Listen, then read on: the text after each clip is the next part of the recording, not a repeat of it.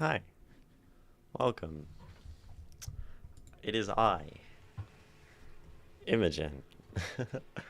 We're streaming. I made it. Uh, I'm glad you all made it too. I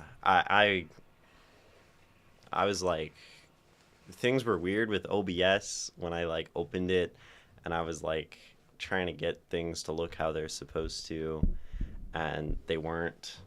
So I was like very concerned, but then I just went live and things are fine. So it's cool. Happy World Poetry Day, guys. Happy World Poetry Day. I wonder, I don't know, all those world whatever days have never been my thing to really bother about those because I feel like there's one for everything on sort of random and arbitrary days. Is today also the spring equinox? Is is that what today is too? If so, I'm big on that one because that's like a real, you know, point. That was yesterday. Okay, I always thought it was the 21st, so it's the 20th. That's good to know. Um, so then Poetry Day is after the equinox. Maybe that makes sense. We're beginning, we're flourishing into something uh, beautiful, right? And so we create poetry. There's an argument to be made there. I think um, for that choice. I mean, maybe that's more of a rationalization of something arbitrary. There's a soup day. Got to celebrate the World Soup Day. Okay, when World Soup Day rolls around, Ray, make sure you let us know on stream so we can celebrate. See, that's the thing with these days, right? People just choose them. Someone just chose that it's World Poetry Day today, and and there's no tradition. There's no there's no celebration. There's no whatever, right? And that makes it not much of like a an event at all, right? If there was some sort of traditional thing to be doing on World Poetry Day, I would certainly be like more excited about it, more inclined about it, but there isn't. But we're reading poetry, so that's pretty good, right? It's also International Day of Forests, so we should, yes, go to the forest and read and write poetry. I think that's good. Um, Forest is a bit far away from where I'm at. We do have some forest up in the mountains nearby, but it's not, uh, I would say, immediately and quickly accessible. Um, I was in sort of the equivalent of a forest, like a desert forest, where there were some trees in this wash, and I was hanging out with a friend yesterday, and we were sitting under a tree, uh, reading poetry basically and singing, so and making music together. So that's that's sort of along the right track, I think. Um, yeah, but welcome in everyone. Frying Pan, Nikki, Ray, uh, everyone else. This is the day the poets have a death match. The winners get to keep on writing. That sounds terrifying, but I think maybe if it gets more attention on the poetic form, the poetic tradition, what poets are doing, maybe it's worth it. Maybe it's worth it. There is a forest made up of Joshua trees. Yes, we do have Joshua forests. Um, we have, we don't get all the giant redwoods. Yeah, unfortunately. Um, as much as I love those, we don't get them. I'm gonna grab my water bottle. It's over there, not nearby. So need that. And then we can. I just spilled it, man. I think I spill my water every day. I don't think I don't think a day goes by where I don't either dump water on myself while trying to drink it, or spill it somewhere in my room. It's really bad, actually. Today we're reading Sylvia Plath, Mad Girl's Love Song, recommended by Nikki. I figure... Well, I wanted to read someone who wasn't... So last week we read Walt Whitman, and I was like, okay, we should read someone who's not white this week. And then I kind of was scrambling to get stream together, and none of the recommendations in the Discord were not white poets, so I just chose Sylvia Plath. So I kind of failed on that goal. I was gonna like do Neruda, but I didn't know what to choose. So maybe Neruda next week. I don't know. I feel like with the, if I'm reading well-known poets and well-known poetry, I think there's some obligation to not just read white people. Wait, are you gonna do Chat's poetry or regular poetry? We're reading regular poetry. We are reading Sylvia Plath on Saturdays, which is today. Rather than reading Chat's poetry, I read poetry of poets who are well known, who are names that people may have heard of. Not that you all can't be well known, but I don't think many of us are. So today is Sylvia Plath. That's what we're doing. I do the poems from Chat on Mondays and Wednesdays. I do the poems from people, famous people, on Saturdays. And I collage on Thursday nights. That is the vibe. That's what's happening. And I feel like... I almost feel like I could stream like a fifth day during the week. I've been this has been on my mind. I was doing 3 streams a week, and then I'm like, okay, this doesn't feel like enough. Maybe I should add a 4th. And then I've added the 4th of the collage stream, and I still feel like there's some amount of room for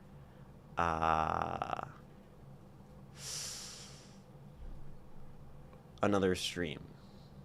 And I don't know if that means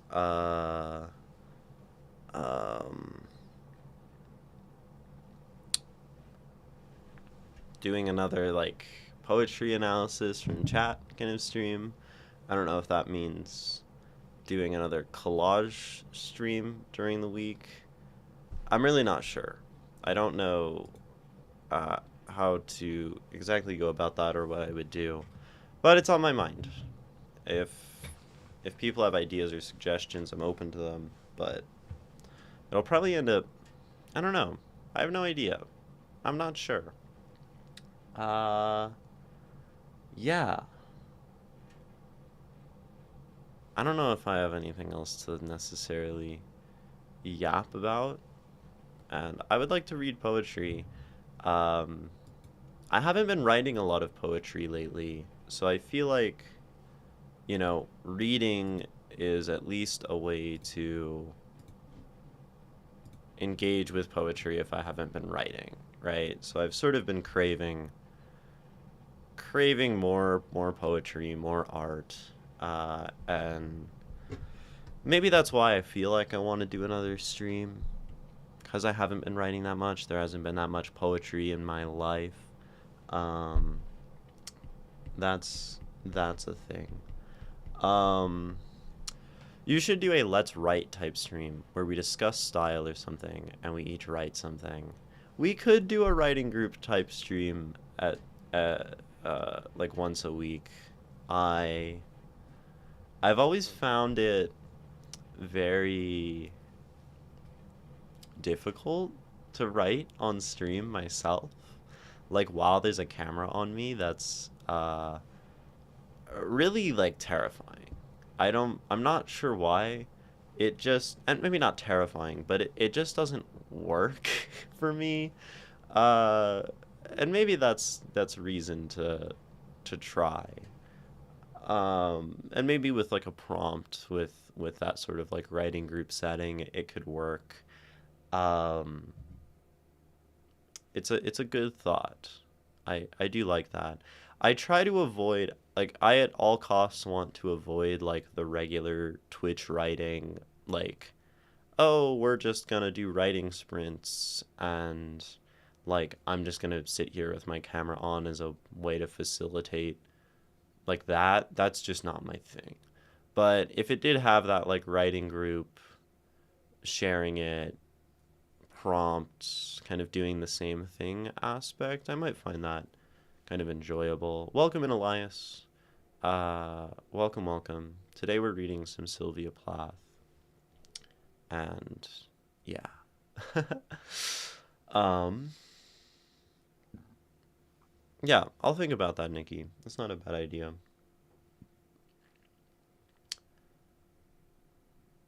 Let's read poetry. Let's read Mad Girl's Love Song by Sylvia Plath.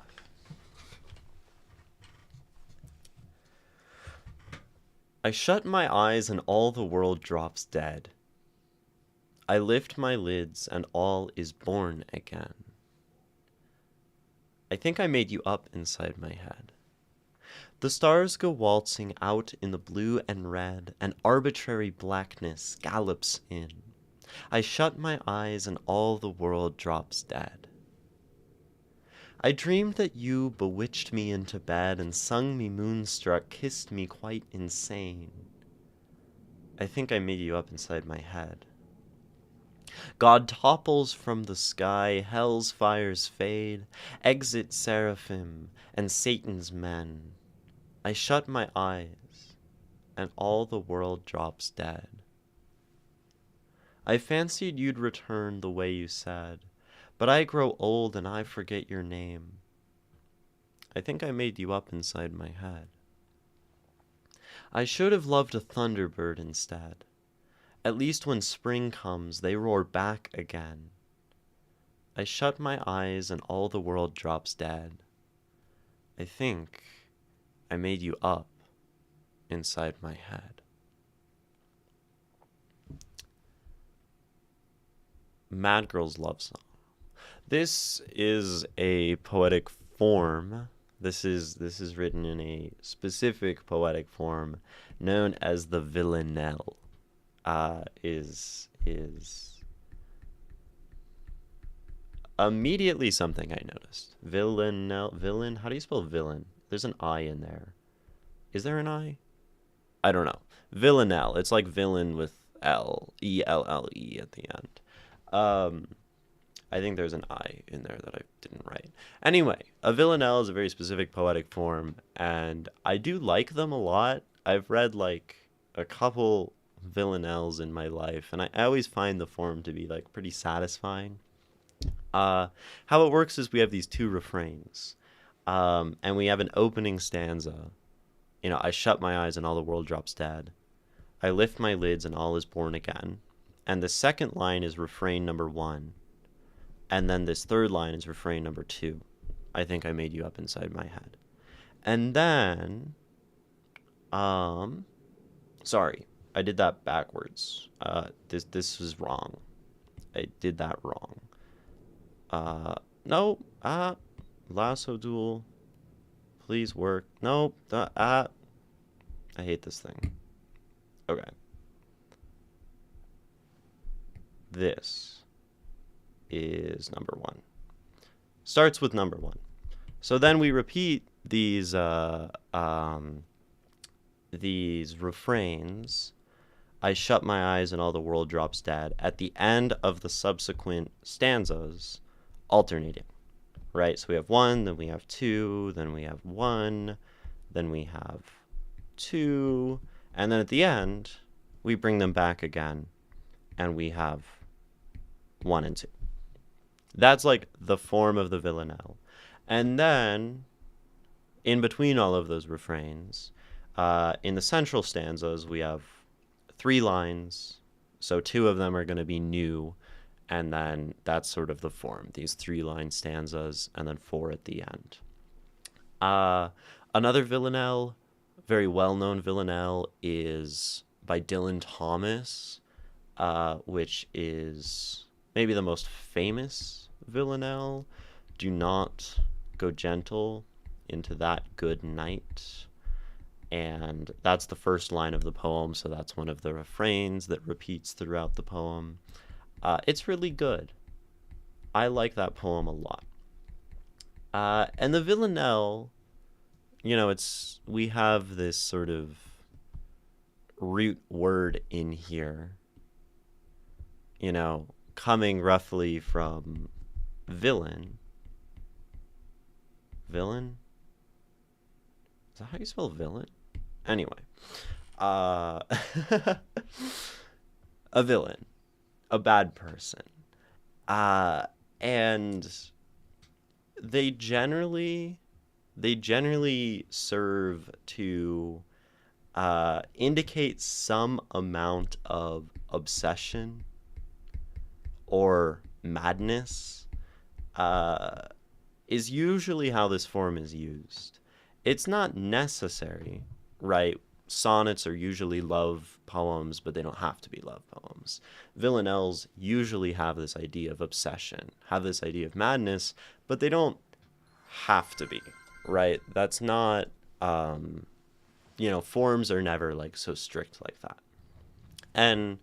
But there is a reason that they have this feeling of obsession, of madness. And it's because we're taking these same lines over and over again, right? These refrains 1 and 2. And as we continue to repeat them, going back and forth between them, this repetition can have that feeling of over repetition, of being a bit obsessed with this one idea. Because, these refrains, out of the 22 lines of this poem, make up 1, 2, 3, 4, 5, 6, 7, 8 of them, right? 8 out of 22, that's 4 out of 11. That's like more than a third of the poem is just these like 2 ideas within it. So it can have this idea of just raving about this topic. And I think that makes sense, right? Particularly for this poem, Mad Girl's Love Song. Plath is obviously leaning into this idea of madness in her love. So, that's like the first thing I noticed, right? I read that once, I'm like, oh, this is a villanelle. And that's a useful thing, right? To be able to notice form, to be able to just like look at a poem and say, oh, this fits within a form I know. Because it gives us certain bits of context, certain grounding, where like this sort of agreed upon feeling of obsession definitely adds context to this poem. And I feel like, in terms of like knowing forms and learning forms, it's just something you pick up on over time, kind of accidentally, because you can never like read a poem and just know like this is a villanelle without somehow like looking up that poem or doing research into forms.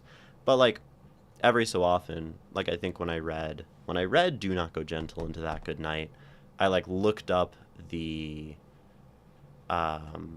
Wikipedia page, right? And it's like, this is a villanelle. I'm like, what's a villanelle?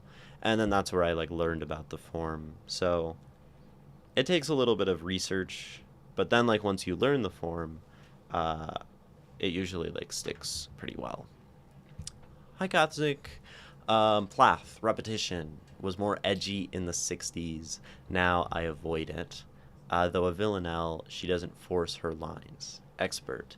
Yeah, I think villanelles sometimes, like if I recall Do Not Go Gentle by Dylan Thomas, I think this is a much more like rhyming, sort of rhythmic, regular kind of poem. And this Mad Girl's love song is not very strict. It's not very rage, rage, yes. Um, both you and Nikki saying that. They tend to rhyme, they tend to have more rhythm, at least that one does. But this poem uh, is very not rhythmic, it's not forced. You know, I dreamed that you bewitched me into bed and sung me moonstruck, kissed me quite insane. I think I made you up inside my head. I mean, we do have some rhyming here. Oh, and where it doesn't rhyme though is this sort of like fade, dead, right? Um, we're sort of like mixing where the rhyming is happening at the end of the lines. It's not super strict. Um, yeah. I love imperfection in forms. Yeah, it's definitely good, and I think for this poem in particular, the little bits of like imperfection leave it feeling like a little extra off kilter. I think it contributes, right? So we have like dead again head, which is pretty much straight rhyming. Again is slanty. And then we have red dead redemption. Um, that's funny. Gallops in red dead redemption horses. But in, right? In does not rhyme here, right? So we break that. And then we have like bedhead insane, right? Again, breaks our rhyme scheme going on. And then this one, it's men and dead, but fade that doesn't rhyme. But fade also sort of rhymes with insane, so we're creating some like interesting, contrast on this form going on. And then we even do it again. Name, fade, said head, and then instead again, dead head. We like close it out. So we create a little bit of like interest and irregularity within the form in the poem, which is cool. And when we read it, right, I'm going to read it again. I think you'll notice that these little moments in blue have a way of like just tripping up the poem a little bit, right? I shut my eyes and all the world drops dead. I lift my lids and all is born again. I think I made you up inside my head. The stars go waltzing out in blue and red, and arbitrary blackness gallops in. I shut my eyes and all the world drops dead. I dreamed that you bewitched me into bed, and sung me moonstruck, kissed me quite insane. I think I made you up inside my head. God topples from the sky, hell's fires fade. Exit seraphim and Satan's men. I shut my eyes and all the world drops dead. I fancied you'd return the way you said, but I grow old and I forgot your name. I think I made you up inside my head. I should have loved a thunderbird instead. At least when spring comes they roar back again. I shut my eyes and all the world drops dead. I think I made you up inside my head. Right, so it's not like perfect. It has a sort of iambic feel, but there are a few lines, this fade line that isn't quite iambic. It has slight variations in that feel, and I think it gives it like that looser kind of intuitive feeling, which is good. All the world drops dead is just such beautiful imagery. Yeah, yeah, there's a lot of great imagery in this poem. I feel like I don't usually talk about that word imagery on stream, which is funny because it's quite the poetry word, quite the thing that we talk about a lot, or poets talk about a lot. But yeah, we have the world dropping dead and being born. We have stars waltzing out, arbitrary blackness galloping, um, being sung moonstruck, kissed insane. And then we have this like God, seraphim, Satan, uh, uh, uh, imagery happening in the middle, right? And then we have this Thunderbird, right, as well, this roaring back again. And we have this idea throughout, actually, of things that go and things that return, right? This is like something she's setting up that's engaged with in almost every every stanza, right? We have this idea of leaving and returning, this sort of cyclical feeling. Um, right? We have the world be like in our first opening, the world drops dead and is born again, right? And then we have waltzing out, galloping in, right? So we have this sort of back and forth um, of that cycle, out and in, right? I dreamed that you bewitched me into bed and sung me moonstruck, kissed me quite insane. Not so much in that one, maybe. Um, and then, right, we have God kind of toppling, something high falling to low. Uh, and then we have, you know, like hell fading, this exit, right? This going out. Um, and then we have in this stanza a return, right? We're leaving, we're returning, we're leaving, we're returning. Um, and then the Thunderbird, right? At least when spring comes, they roar back again. So this idea of something based on the seasons, again, right? A cycle, a circle, a repetition. They go away, they come back. And it's probably worth looking into exactly what a Thunderbird is. This is American folklore, Native American folklore, I believe. Sylvia Plath was an American poet, I believe. But I don't know that much about her.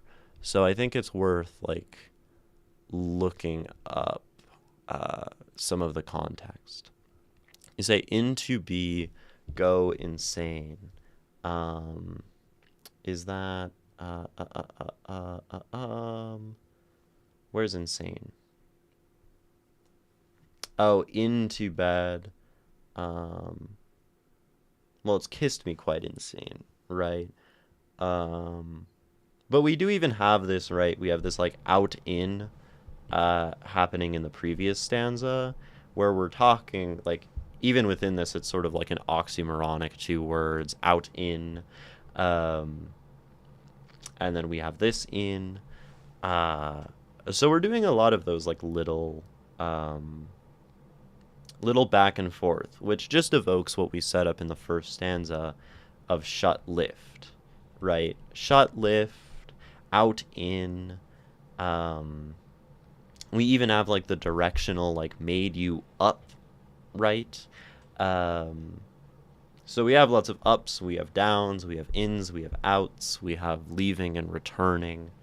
All of that is like very core to this poem, and it's happening all throughout, right? So that's like a big dynamic going on, right? It feels like what I call hopscotch rhyming. That's a good way to put it. Yeah, we sort of have these distant rhymes happening within the poem, just close enough that they still feel like rhymes. You meant Imogen is a poetic name. It's a name that appears in Shakespeare, so it would seem so, right? Oh, you were inferring the go, Nikki. Yeah, but I think it is implied, right?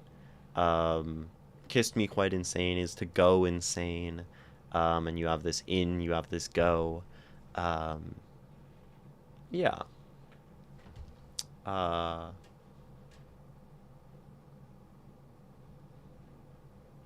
oh, right. Thunderbird.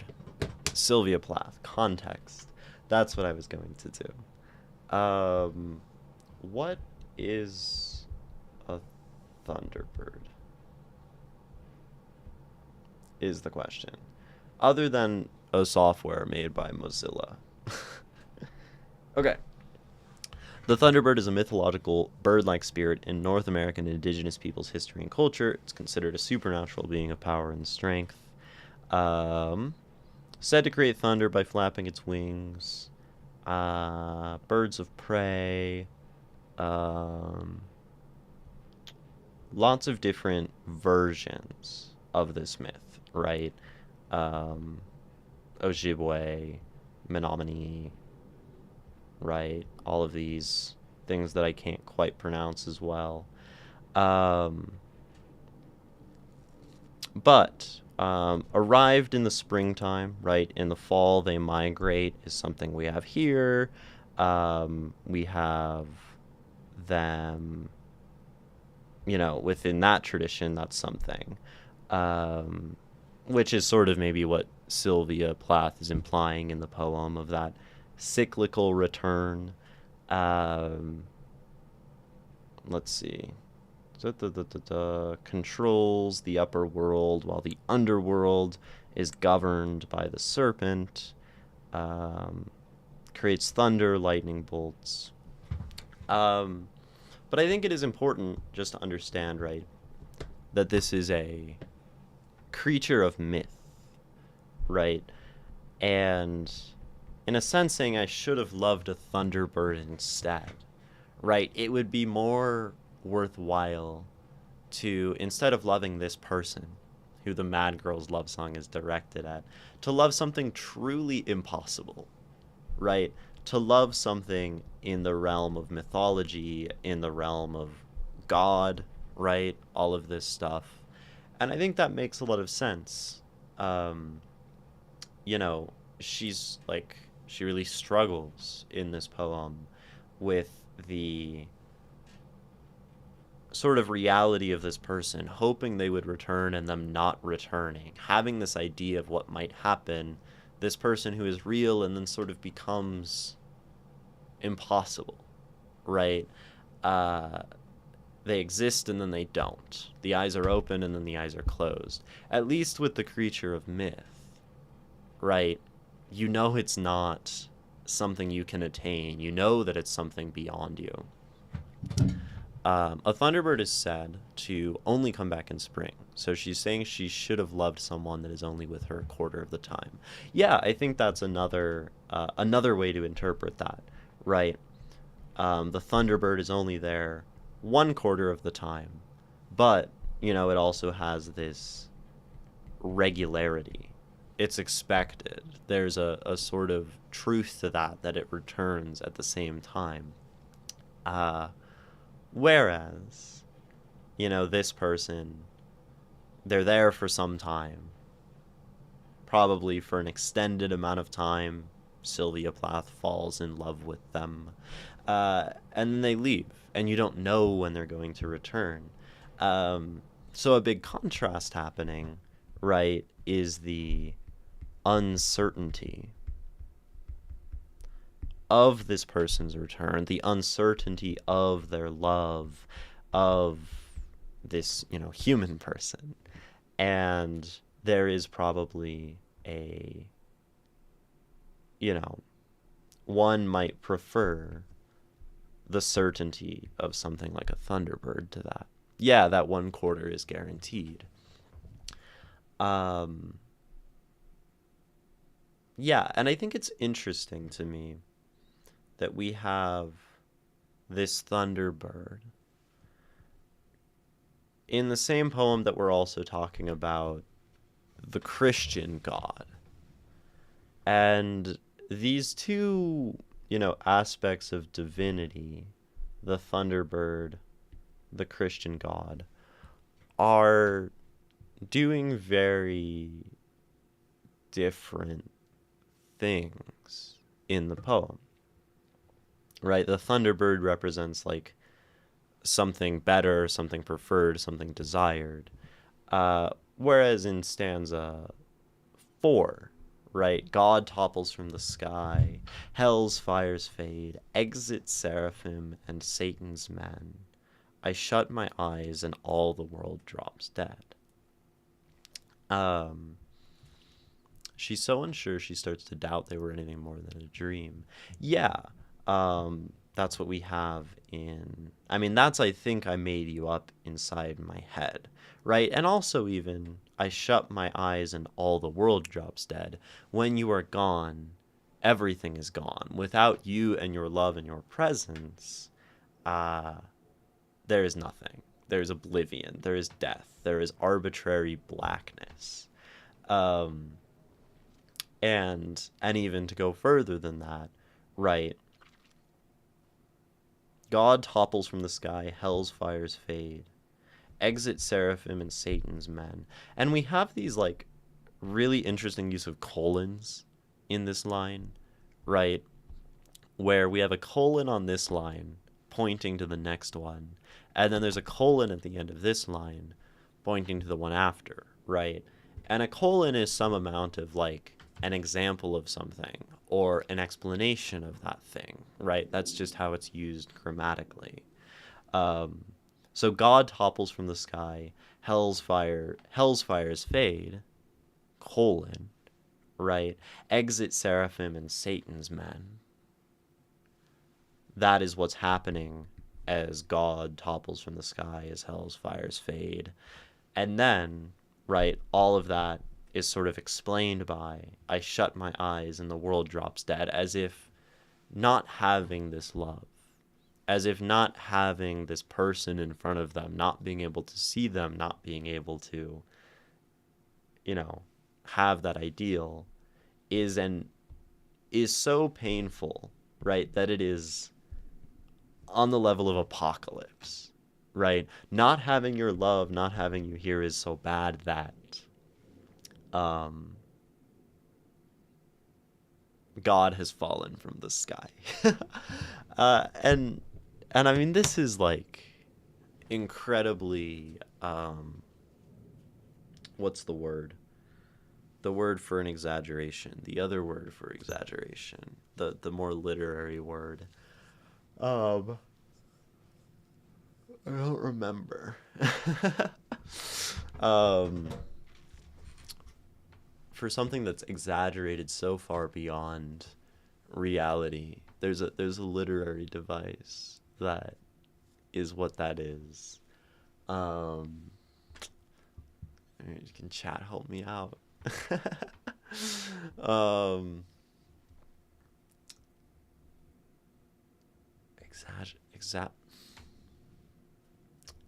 What is it? Not magnification. It's just when something is like blown so far out of proportion. I think I need to find it.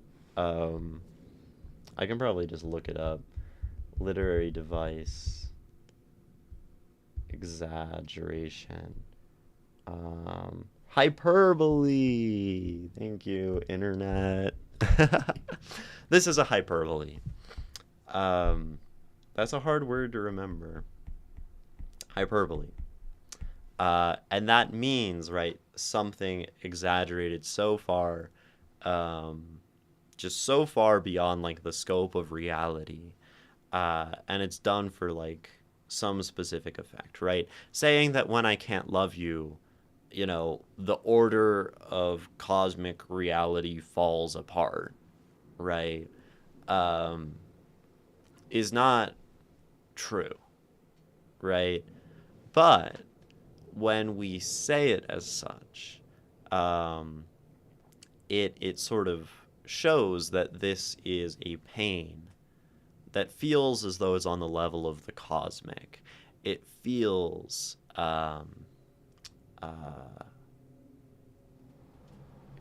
it is so intensive a feeling that you can't describe it just with normal reality. And that's where hyperbole is very useful. And then it also ties well in with our like later mythological kind of stuff. Um, I love using hyperbole. Super Bowl knockoff, the hyperbole. Yeah.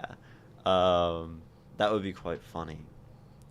Maybe that's what the poet death match that Ray mentioned earlier would be called. Um, we'd call it the hyperbole, but spelled like hyperbole. um, that would be a good name. Um, yeah. So, and again, right, this sort of um,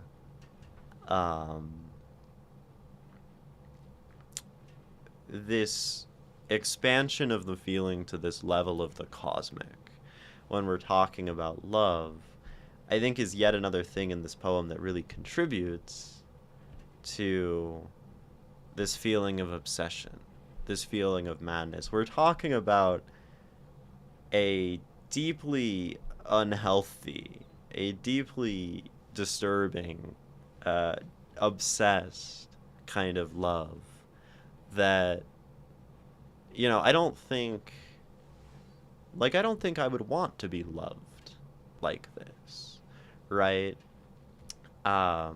With this sort of, uh, you know, the way that it would tear someone else apart like that. Um, because it almost becomes like just excessive and obsessed uh, and it is quite sort of like disturbing in a sense, um, which is quite impressive, right? To capture love that reaches that extent of being sort of disturbing. Is that love? Right? Is an interesting question. Maybe not one that we can suitably answer here. Um, but at least it's love as described by, you know, the poet. It's a form of love. I think I'm gonna read through the whole thing again. I feel like I've been like grabbing at tiny parts of the poem and not really seeing it at a high level or anything. I also want to look up Sylvia Plath. I want to know more about her. I know she killed herself, um, which, adds some additional context to this, right? Where she maybe plausibly is someone who loved in a way that truly resembled madness. Uh, but before that, I'm going to read it again. I shut my eyes and all the world drops dead.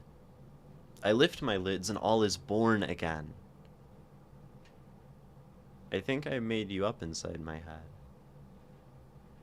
The stars go waltzing out in blue and red. An arbitrary blackness gallops in. I shut my eyes and all the world drops dead. I dreamed that you bewitched me into bed and sung me moonstruck, kissed me quite insane. I think I made you up inside my head. God topples from the sky, hell's fires fade. Exit seraphim and Satan's men. I shut my eyes and all the world drops dead. I fancied you'd return the way you said. But I grow old and I forgot your name. I think I made you up inside my head. I should have loved a thunderbird instead. At least when spring comes they roar back again. I shut my eyes and all the world drops dead. I think I made you up inside my head.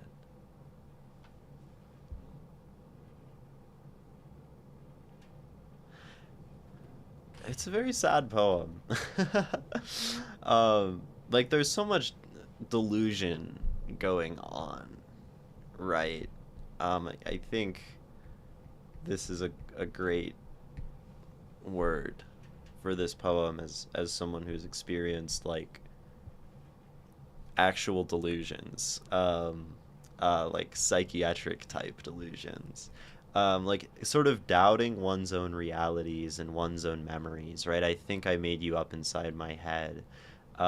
This feeling of like, you know, like an arbitrary world where something can just like appear and then be gone, right? There's something so fundamentally like tragic about, I guess, the outlook on life as something fleeting in this poem, right? Um, because what we're describing in the first two lines is is really right. You know, when something is fleeting, something can be gone in the blink of an eye, and that is the first two lines, right? I shut my eyes, and all the world drops dead. I lift my lids, and all is born again. Right? So in a moment, everything can be destroyed, everything can return, everything can be lost, and then everything can be gained again. Um, and that's an incredibly like volatile existence, I think. Right? It feels like we're being like tossed back and forth between so much, right? Between these like polar opposites, these blues, these reds, these stars, this blackness, um, you know, like dream and reality, heaven and hell. Um, it's extremely polar, right? And and at least like the opening, this like end is a slightly different thing, right? I mean, maybe it's like the yearning, the preferred, like one wishes for a life of stability. One wishes, right, that one could just expect people to act as they say. Um, but that isn't the case. And when like life is unexpected in this way, I guess it creates the feeling of being delusional, right? Like, how could someone promise love and then disappear? Oh, I must have made that up. That must have been a lie, right? It sort of calls into question these like underlying realities, um, which is very disturbing. It's sad how much I relate to how she writes. Um, Maybe a little bit. I mean, I also relate to this, and I've been in headspaces like this. Um, right. I mean, particularly when I uh, struggled with bipolar disorder. Um, you know, this very much is reminiscent of the way that I experienced that. Um, Obviously, that's not to say that uh, Sylvia Plath had like a similar experience in that way. That's just me applying my own experience. Uh, but she was certainly maddened in a way that I can relate my past madnesses to. I want to know more about her. I do. Um, she's American. That makes sense. She's quite pretty. She was an American poet and author, credited in advancing the genre of confessional poetry. Wrote the Bell Jar, won the Pulitzer. Um, Her husband was abusive. I wonder. Hmm. Suffered a lifelong battle with severe depression, often characterized as a bipolar type illness. Um, Ooh, she did ECT. That's tough. Um, I wonder. I think this poem can be framed. Um, it's interesting. This poem could be framed within abuse, right? Allegations that her husband Ted Hughes was physically abusive, right? This idea that love can at one moment be loving, um, and then love can at one moment be violent, and this question of having to reconcile if the love is true, right? Like, what is the truth? Is the truth that this person is a loving partner? Is the truth that this person is violent and cruel and brutal? And I think that actually, like, would make a lot of sense in this poem, right? I shut my eyes and all the world drops dead. I lift my lids and all is born again, right? So the world in which all is born is the good. It's love. It's that, tender connection.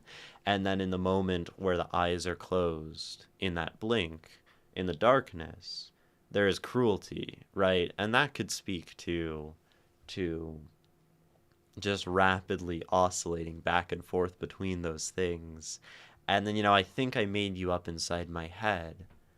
Could almost speak to both sides of this, right? When they are loving, when we are in like this space here, it's almost impossible to imagine, right, the violent side, right? Impossible to imagine that this loving person could be. And I think you see this in situations of abuse. When it's good, you sort of write off. You sort of say, oh, that was, not them, right? That's a made-up version. And then in the violence, the entire question of this person as loving can be called into question. That person is made up. So in a sense, like in both of these states, right, it could be a discussion of, making up or feeling like the other person must be a dream, the other version of that person, seeing these as two distinct people, which is a very, very powerful way to put that. And, we have the stars go waltzing out in blue and red. Blue, bruises, red, blood, could certainly be an implication here, right? Arbitrary blackness, we describe why, right? Arbitrary. There's no reason. Suddenly it is violent. Suddenly the love is gone. Suddenly it is just dark and painful. Even gallops having this sort of physical kind of contact. And then when the stars are out, right, we have this dream of the other person, the dream of the bewitching, kissing, singing, moonstruck, beautiful love, right? Oh, I think that must have been made up, right? God topples from the sky, hell's fires fade. Exit seraphim and Satan's dad. Satan's man. I shut my eyes and all the world drops dead. And then, like, with this, right, exit seraphim, exit Satan's men, exit the binary, right, exit the polar, exit this back and forth. What about another world? Where it was steady, where it was, regular, where it was the Thunderbird that is, like, continuous and cyclical and can be expected, right? Not so arbitrary. I think that's, like, an extremely valid reading of this poem. Could that be the flinch connected to the possible abuse? Yeah, the eyes, flinching, eyes closing, opening, shutting one's eyes against the abuse, right? Opening them when it's over. That's certainly a thing. Even heaven and hell cease to exist. Yeah, I mean, like, I think the way I see that, right? In this, pattern of abuse, if we interpret it this way, heaven and hell life is a constant back and forth between heaven and hell. The best love and the worst pain. The best love and the worst pain. The lover and then the lover who is now harming you. This oscillation. And then for that to go away, right? For that to cease to exist, it would be the destruction of heaven and hell. It would be, one would have to tear down that whole system for something more, natural. I mean, I don't think it's a coincidence that she evokes, like indigenous mythology that's very connected with nature, that's very connected with like the way that things naturally flow, things that aren't arbitrary in the sense of, heaven is above and Satan is below, and this sort of, it's more rooted in like natural processes, as something she yearns for. I think that fits well.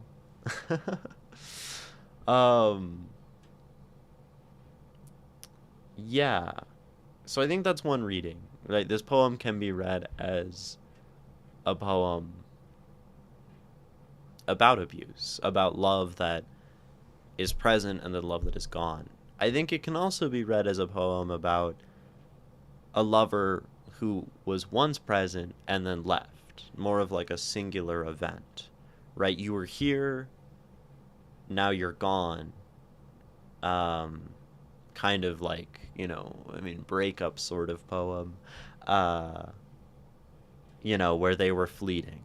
It was a moment and then it left, right? It was beautiful, darkness came in, and one sort of begins to wonder if that was even real. I think that's another reading. I think I also really am compelled to like read this within the frame of like mental illness, within the frame of bipolar, as someone who has experienced that, and it seems like that's probably something that Sylvia Plath struggled with herself. I mean, she obviously, had mental, acute mental struggles if she took her own life. And so bipolar, right, is this oscillation between mania and depression, right? And oftentimes, so mania is like the highest high. It's so hard to describe. But one is just like powerful and capable when I've been manic. One is more charismatic, and everything seems to fall into place like perfectly. Like everything just works.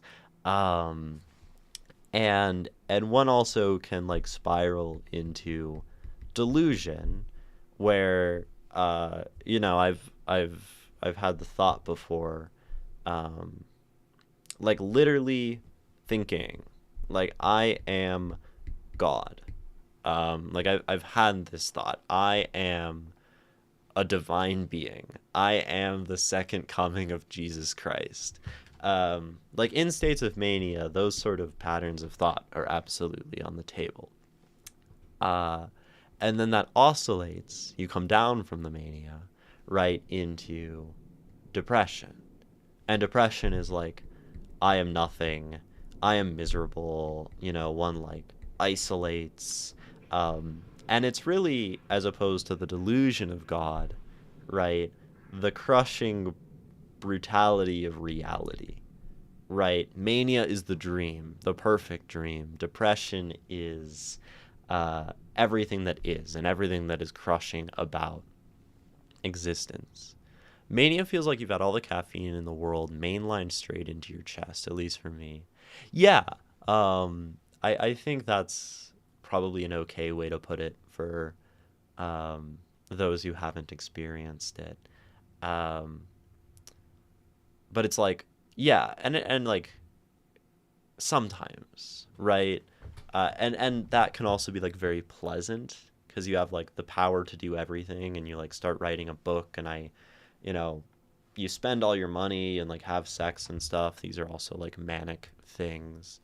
Um, but then sometimes also like mania can be terrifying, as like there's all this energy and I don't want it here. Um, in the same way that depression can be like enjoyable sometimes, as just like rotting and wallowing and existing without motion. But right, I shut my eyes and all the world drops dead. Right, I think there's like a this could plausibly be interpreted as a metaphor for depression, right? When one goes into that state, everything is gone. The world is dead. My eyes are closed. I can close my eyes and just stop being, right? And then you lift your lids, they're open, you're attentive, you're external. The world is born, and it's this beautiful thing, and it's the most like pleasurable sort of existence. And I think I made you up inside my head. I think going into like this interpretation involves some like bending of who you is. I think there's a few things. It could be you, the lover. It could also be like a self-directed poem. Uh, I don't prefer this interpretation over the abuse one, honestly. I think the abuse one reads better with like the blue and red and all of that. Um, but at least for me, for myself, right, oscillating between these two highs and lows. Um, there's a point where I was unsure that uh, there was me as a person, and like there were actually two people in my head. And there was manic person and there was depressed person. Uh, and then like me as the person in between felt like a dream, felt like an illusion, felt like something, uh, you know, um, non-existent. Uh, and so the stars go waltzing out in blue and red, and arbitrary blackness gallops in. I shut my eyes, and all the world drops in. Depression. I dream that you bewitched me into bed, right? Sung me moonstruck, kissed me quite insane. So we have this idea of being, maybe stuck in bed with the depression, bewitched by, uh, you know, this sort of miasma of mental illness. Um, and this whole God and Satan thing, this sort of perfect binary, the highest high and the lowest low, is definitely something that I think at least my bipolar mind is, uh, you know, gravitated toward, thinking I was God, thinking I was um, the worst, most miserable being in the world. Um, right, and this idea of things going and returning. It's a loose interpretation, and I don't think it's a great one of this poem. I think it involves a lot of forcing from my part, but I do also find it unsurprising that someone who probably had this, dynamic in their mind going on all the time would frame something like love or frame something like abuse in a way that also aligns with this sort of binary oscillation back and forth, bipolar kind of framing. right? Because like all of life seems to exist within that framework when it is the thing controlling one's life. I've never been diagnosed with bipolar, but my chart says severe manic depressive disorder on it, which I guess is the same thing. Yeah, I mean, manic depressive disorder, I think, is just another name for bipolar. Um, but I'm not sure if there is a distinction, and I'm not a psychiatrist. Uh, I relate toward that gifted cursed by God, who I don't even always seem to believe in. So yeah, like I've never believed in God. And when I was manic, I was like, I am God. Like I'm talking to God right now. God is speaking through me. And that was always very funny because I didn't believe in God. um, but yeah, I think this is like part of why this poem reads as so tragic to me. Um, because I have experienced a life framed within this back and forth, this perfect to abject, this ideal to, sort of invert of ideal. And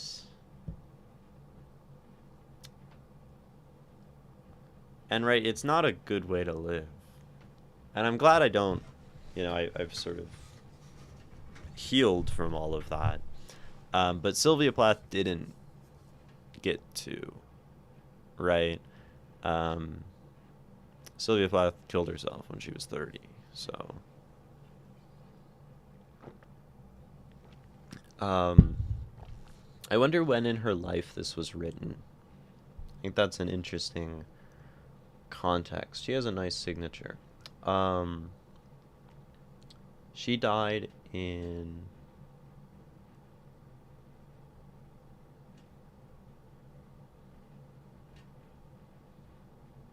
She only wrote for 3 years. Period usually means the time when they were actively writing. Um,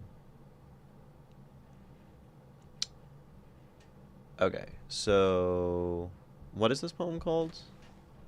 Mad Girls Love Song. It's always like it's often a useful thing in poetry to um try to find when the poem was written, when in the poet's life uh they actually created that work. It's a funny website, neuroticpoets.com. Uh, it won't let me leave though. Let me go. Um, yeah, because it helps one frame, was this poem written right before they died? Was this poem written sometime further before that? Um, Published in 1953 issue of Mademoiselle, which means she wrote it as a third-year undergraduate at Smith College and described it as being one of her favorite poems that she had written. It was never republished. After her suicide, it appeared in the Afterword, which wasn't her choice. Yeah. So interesting. So it was long before she died, 10 years before she died. Which means this wouldn't have been describing the abuse of Hughes, right? Because they were married in 1956 in London. And I don't know if they would have. I mean, maybe they would have met before then. I'm not sure. College years and depression. In 1950, Plath attended Smith College, private women's guest editor at Mademoiselle.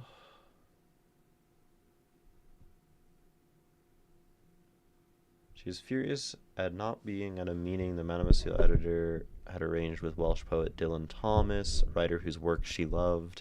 I guess that's unsurprising, right? He's written one of the most famous villanelles, right? And she also wrote this villanelle. Made her first medically documented suicide attempt on August 24th, 1953. So the same year that she wrote this poem. So she was definitely doing the mental illness stuff.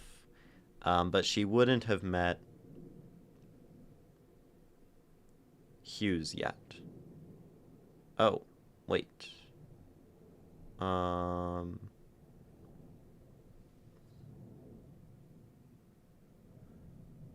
yeah, met him in 1956. Did they marry the same year? They married after 4 months. Huh. Wow. Okay. So this poem would not be describing the abuse of her husband because she wasn't married yet. Based on her poetry, the power dynamic between Plath's parents was characterized by a strict patriarchal structure in which her father, Otto Plath, held absolute authority. Deep emotional trauma. Her father is viewed as an oppressive god, and her mother is a passive figure. So, it could very much be describing that dynamic. Very possible. But this could also just be describing love and love lost, right? I think I relate so much to All the World Drops Dead line because while I'm not suicidal, I do suffer from that common depression ideal that would be nice to just fall asleep and just stay asleep. Yeah, to just close one's eyes and have the world drop dead away from you. Not you dying, but everyone else just disappearing, right? I don't know for sure whether I'm bipolar, but before I was officially diagnosed with depression last month, I wondered whether I was. Yeah, and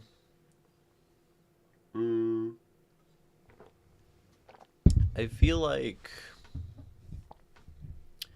I mean, I have my own opinions on like diagnosis and treatment of mental health in modern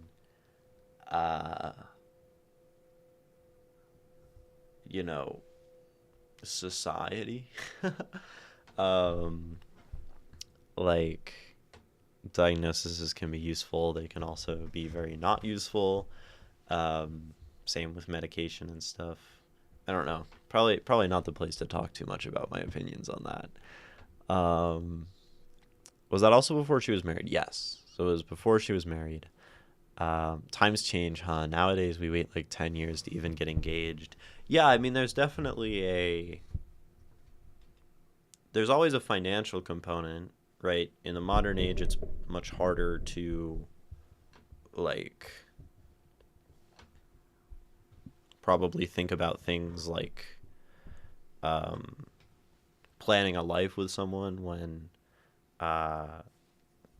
there's a lack of financial stability that's fairly prevalent throughout society as a whole, even in, wealthier countries. She went to Smith College, a fancy private school. She probably wasn't broke.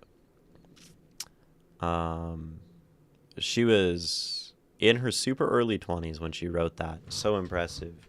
Yeah, yeah, it is. And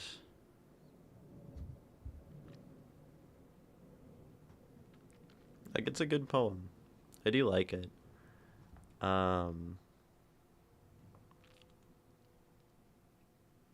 Yeah. um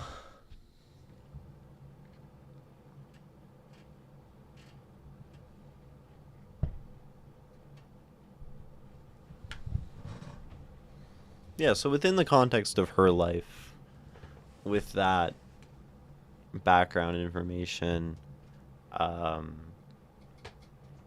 you know, it's very possible that this. I mean, it's not always useful to speculate exactly what they were writing about, um, but you know, it could have been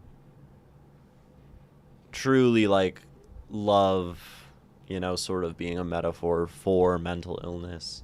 It could have been about a particular lover who had gone. Could have been about the parents. Um, we don't get to know, right? And that's cool, because given that there's no certainty, I think that's the thing that allows for subjective interpretation is the fact that we just will never know with a lot of poetry. And that fact of not knowing is what allows us to have our preferred interpretation, allows us to uh, sort of, you know, engage with the poem in the way that we prefer. Lurking for the algorithm, thank you, PH Meter. Um, Lurking is excellent. Um, and I think this is why a lot of people like don't like to explain their poems, right? It sort of takes away the agency of the reader. And I think I'm back in that sort of camp of not wanting to explain what my things mean. Uh, Lately, I've just been thinking about that. As a 20-year-old, wow. Yeah. Um, and I mean, you know, one can argue um, whether it's impressive or not to be a great artist, but have it sort of drive you into oblivion, right? We can think of like Kurt Cobain, Sylvia Plath, um, you know, people like this who create really beautiful art, and it comes out of a place of like being destroyed. And maybe for these people, in some cases, right, life is unbearable and art is just the only way they can express their um, deeply tragic lives. Um,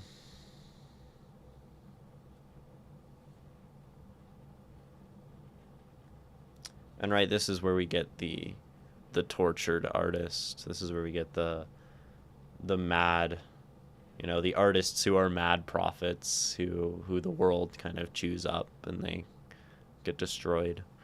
Um,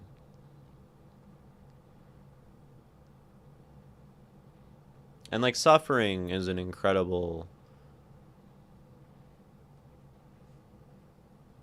vehicle for creating art, right? I don't think suffering is right. Suffering is certainly not like necessary to create great art, right? If in 100 years my poetry is being read and speculated over like this, I'll be super satisfied with what I wrote. Um, yeah, I mean, I just try to be satisfied with what I write now, you know, with myself.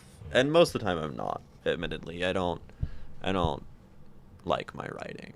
Um, but I don't spend that much time on it, so I can't really be too mad.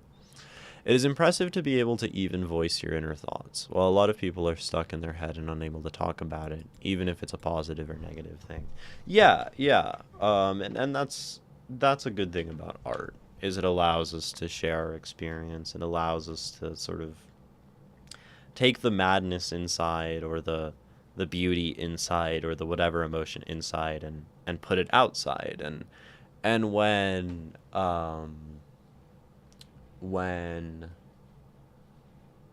we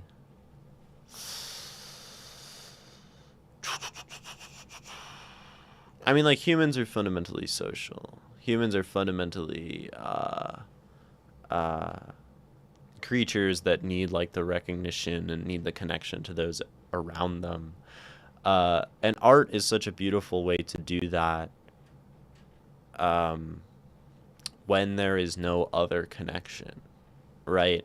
Even if there's no one listening, if you're an artist, you have your art. You have somewhere to place it.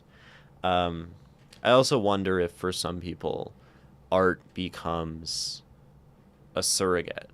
Art becomes a hollow sort of replacement for genuine human connection and interaction and that kind of thing, where something is, you know, one becomes sort of like toxically dependent on their art as their only outlet.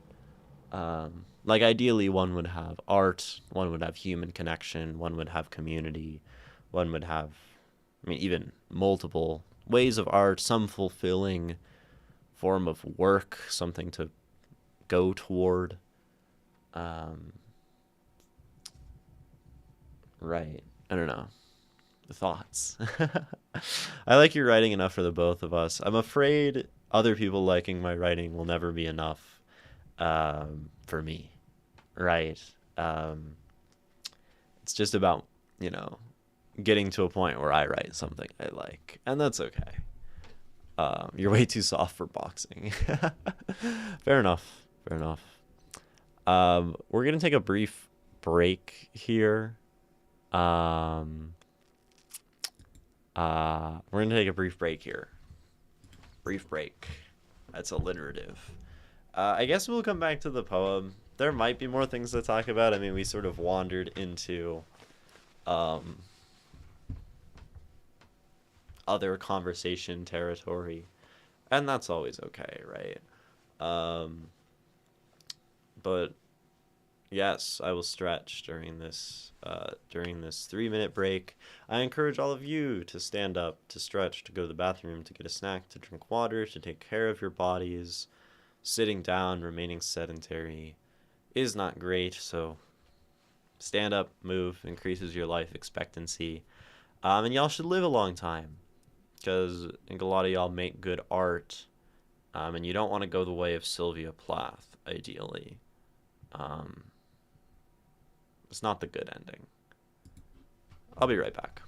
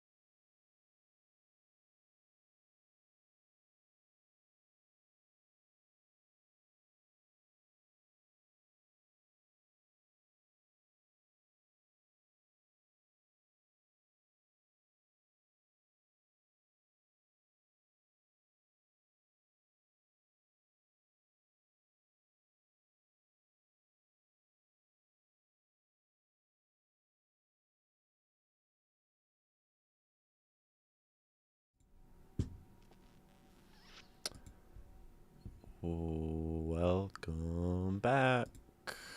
Welcome back. Welcome back. Welcome back. We are back.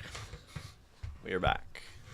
Hello, Nikki. Hello, Sleeping Librarian. Welcome in Book of Ambivert. I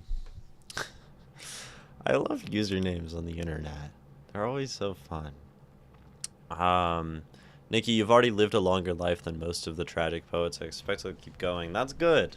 That's good. I have not lived a longer life than most of the tragic poets. But I expect I'll keep going.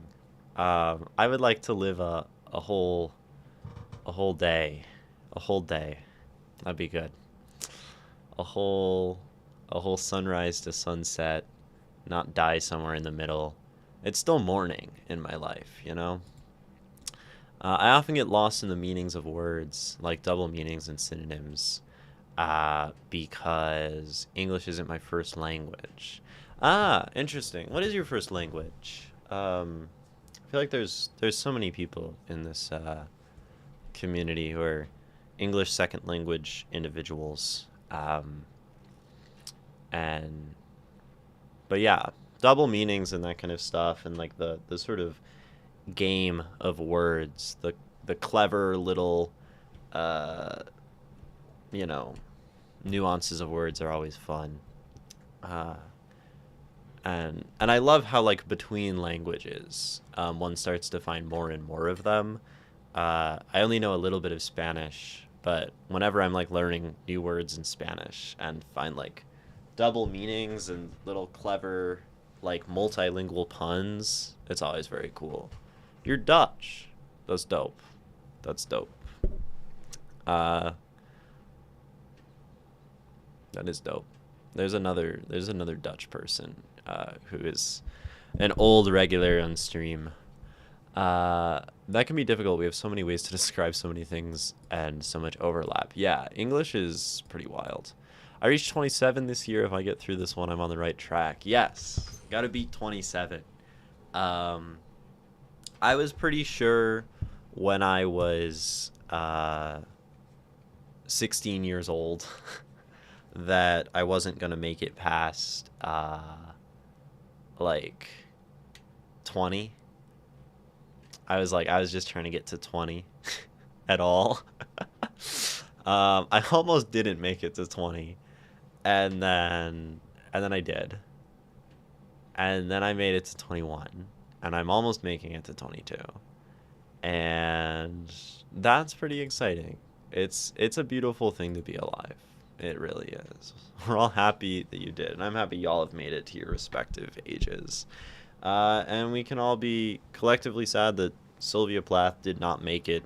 She wouldn't be alive. She would have to be like 100 years old if she was alive. But yeah, what a career that's far too short, right? I mean, to write The Bell Jar, right? A pretty enduring piece, which I need to read. I've not read The Bell Jar. And then to write, also a bunch of great poetry within that time is very impressive. And we're going to read this great piece of poetry again out loud. Decide if there's anything else to talk about. And maybe we can do like the what can we learn from this? Where can we sort of take this poem for ourselves as a learning tool kind of direction? I'm not sure. But I do enjoy that sort of didactic kind of conversation. Mad Girl's Love Song. I shut my eyes and all the world drops dead. I lift my lids and all is born again. I think I made you up inside my head. The stars go waltzing out in blue and red, and arbitrary blackness gallops in. I shut my eyes and all the world drops dead. I dreamed that you bewitched me into bed and sung me moonstruck, kissed me quite insane.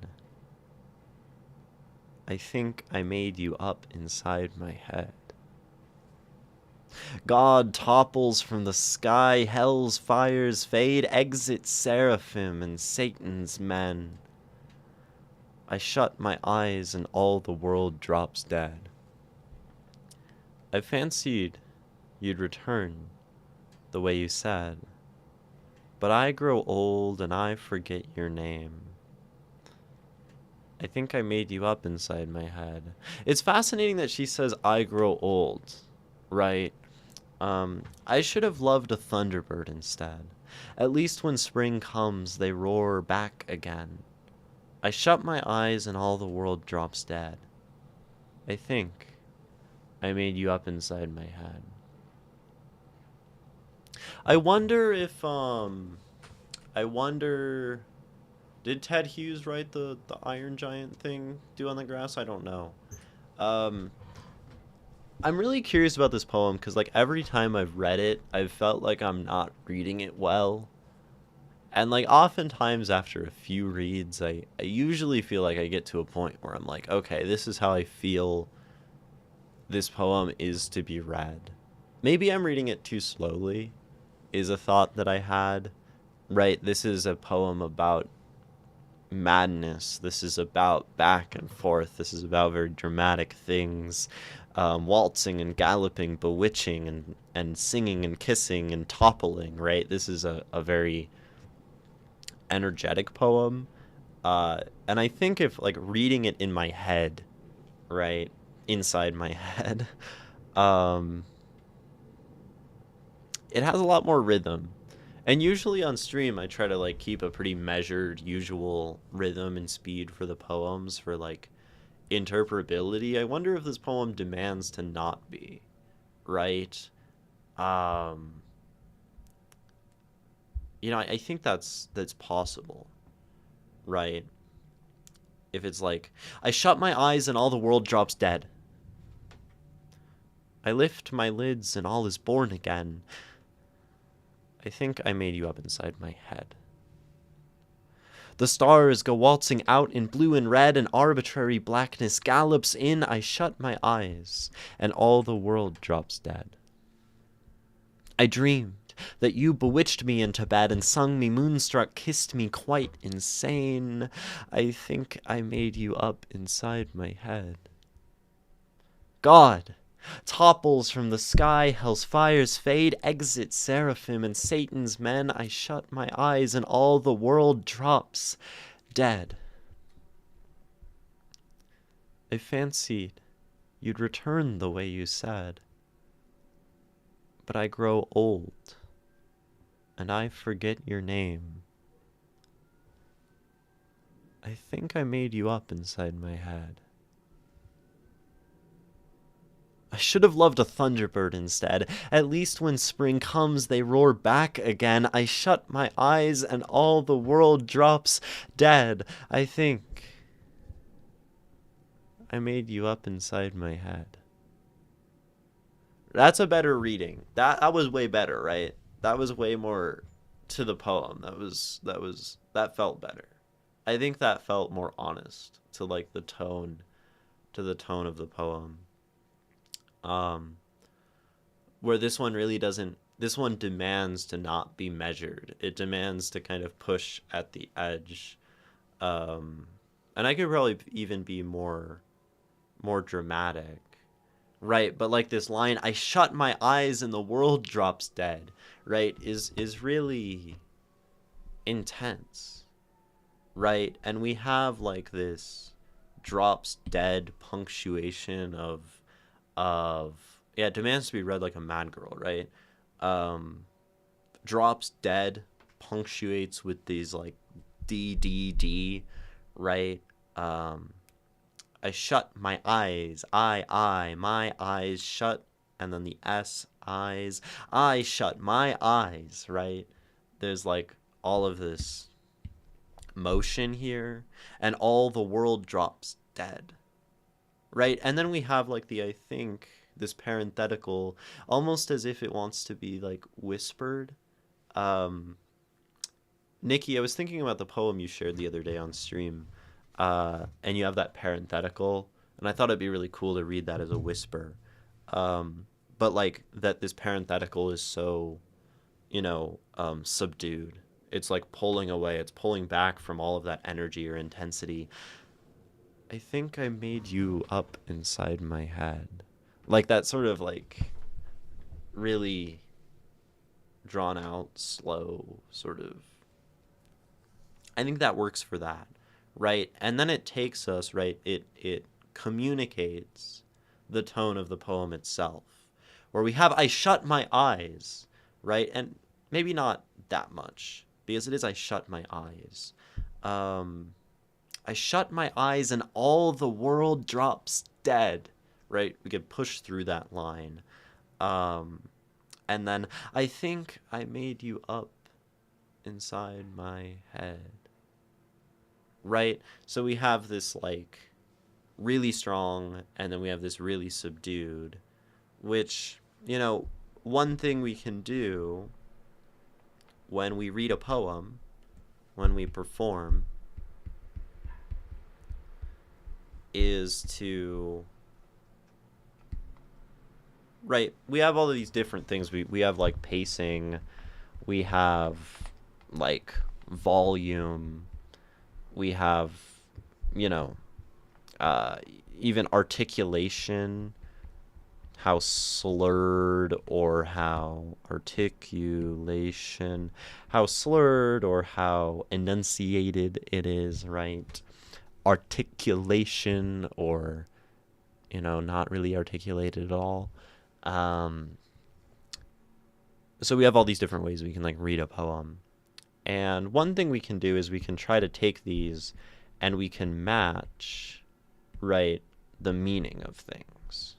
Where when it's God toppling, it's God topples from the sky, hell's fires fade, exit seraphim and Satan's men. I shut my eyes and all the world drops dead. And then we have this like sadness in the next line. I fancied you'd return the way you said. Right? So we can match, but I grow old. We can slow down, and I forget your name. I think I made you up inside my head. Right? That's a way we can perform. We can also like make the very intentional choice to like invert these kinds of things, where we can take very loud, very big parts of a poem and we can make them very quiet. We can take very quiet things and make them loud, right? So we can say, God topples from the sky, hell's fires fade, exit seraphim and Satan's men, I shut my eyes and all the world drops dead. I fancied you'd return the way you said, but I grow old and forget your name. I think I made you up inside my head. Right? That's another way we can, like, perform this. I think either way, right, whether we invert it, whether we kind of match the meaning, this poem demands some sort of, binary, some sort of back and forth. Like you say, Nikki, the escalation.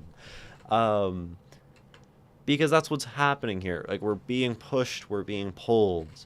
And I think this is actually like a great poem to think about, like, to help us think about like how we would perform this, because there's so many choices we can make with like each of these lines. And like with these repetitions, the repetitions of these refrains, each I shut my eyes can be very different, right? We could choose to have one, maybe the opening one, I shut my eyes and all the world drops dead. I lift my lids and all is born again.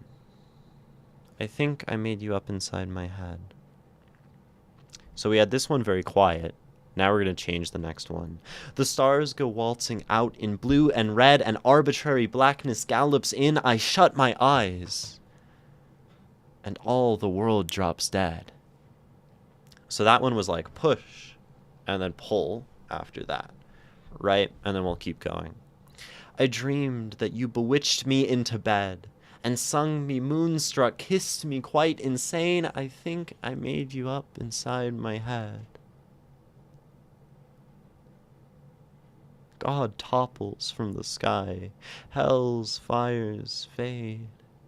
Exit seraphim and Satan's men. I shut my eyes, and all the world drops dead. I fancied you'd return the way you said. But I grow old and I forget your name. I think I made you up inside my head.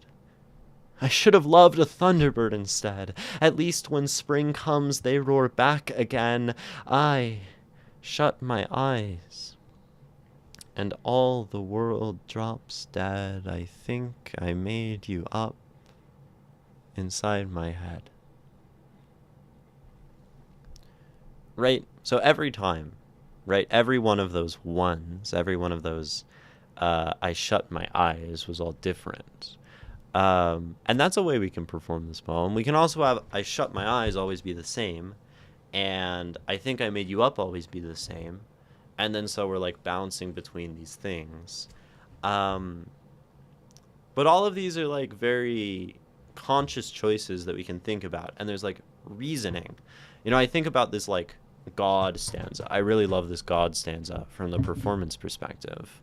Because if we're very quiet in this apocalyptic scene, it can feel like being small and everything crashing down and being like very helpless, right?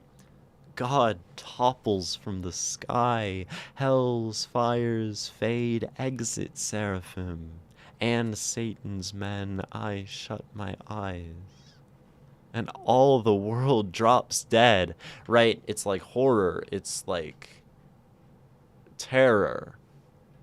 But we can also go loud, we can be dramatic with it, and that very much like changes the feeling. God topples from the sky, hell's fires fade, exit seraphim, and Satan's men. I shut my eyes, and all the world drops dead. Right? Two very different things. And I think when like performing our own poems, it's very worthwhile to go through and, you know, maybe to me, the obvious way to read this line was originally loud, right? We're talking about God toppling. We're talking about this dramatic sort of cinematic scene. We're talking about these cosmic forces. It's big, it's loud, it's crashing, it's toppling. But we should always try like the other way. We should try to make the loud part quiet. And then sometimes, like, the quiet part does want to be quiet, right? But sometimes it is really interesting loud.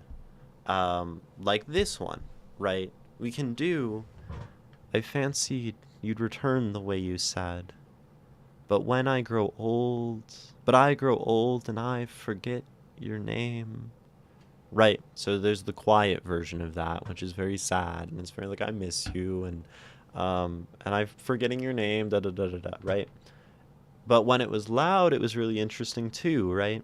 I shut my eyes, and all the world drops dead. I fancied you'd return the way you said, but I grow old, and I forget your name. I think I made you up inside my head. Right? That's cool. That's very cool. But we only get these like performance interpretations really by like trying them, because I think most of the time like most people default to like a pretty regular performance voice, a pretty regular way of reading their work or reading other people's work. And I think in both cases, right, when we're performing, like, what are we trying to do? We're trying to honor the work, is maybe a way to put it, right? Honor. We are trying to take the feeling that the work contains, the feeling that it was given from ourselves or from someone else, that meaning, that power behind it, right? And we're trying to transmit that feeling outward to others. We're trying to capture that. And so, with a poem like this, right, A Mad Girl's Love Song, this poem does not make sense like the way I was reading it at the start of stream, right? I shut my eyes and all the world drops dead. I lift my lids and all is born again. I think I made you up inside my head. Right, and that's like a great voice for like I'm streaming on Twitch. I want to make sure every word is heard by you people. I want to make sure there's clarity. I want to make sure it's not too fast, not too, not losing the text within the emotion. It's a very teaching voice. It's a didactic voice. It's a I want you to understand voice. But that voice is not the voice of madness. That voice is not the voice of sorrow. That voice is not the voice of joy, right? Yeah, it's teacher voice. And right in last week we read "Oh Captain, My Captain," right? Which is a lament. It's grief. "Oh Captain, my Captain, our fearful trip is done," right? We're talking, "Here, Captain, dear father, this arm beneath your head. It is some dream that on the deck you've fallen, cold and dead," right? We're lamenting. It's tragic. It's painful, and we want to, in performance, to capture those feelings. And I don't always, like, oftentimes on stream, I don't do very much to,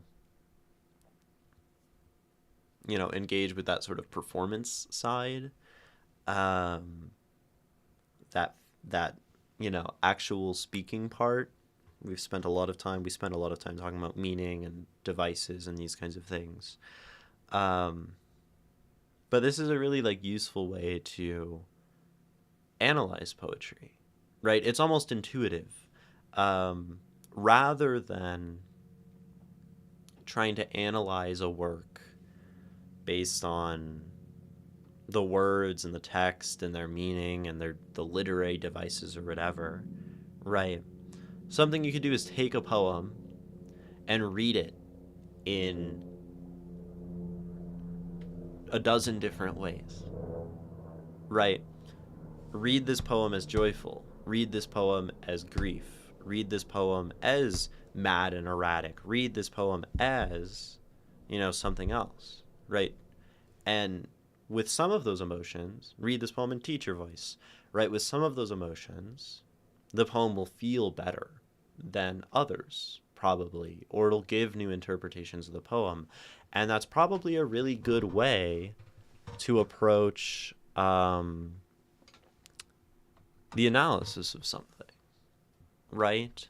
A much more intuitive way, a much less thinky way, and a much more feely kind of way, but no less valid, right?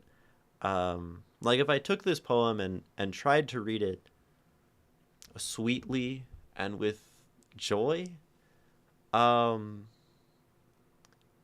it's gonna feel entirely different. I'm gonna try that. Try to read this like a happy poem or a sweet, nice poem. I shut my eyes and all the world drops dead. I lift my lids and all is born again. I think I made you up inside my head. The stars go waltzing out in blue and red, and arbitrary blackness gallops in. I shut my eyes, and all the world drops dead. I dreamed that you bewitched me into bed and sung me moonstruck, kissed me quite insane. I think I made you up inside my head. God topples from the sky, hell's fires fade, exit seraphim and Satan's men. I shut my eyes, and all the world drops dead. I fancied you'd return the way you said, but I grow old, and I forget your name. I think I made you up inside my head. I should have loved a thunderbird instead. At least, when spring comes, they roar back again.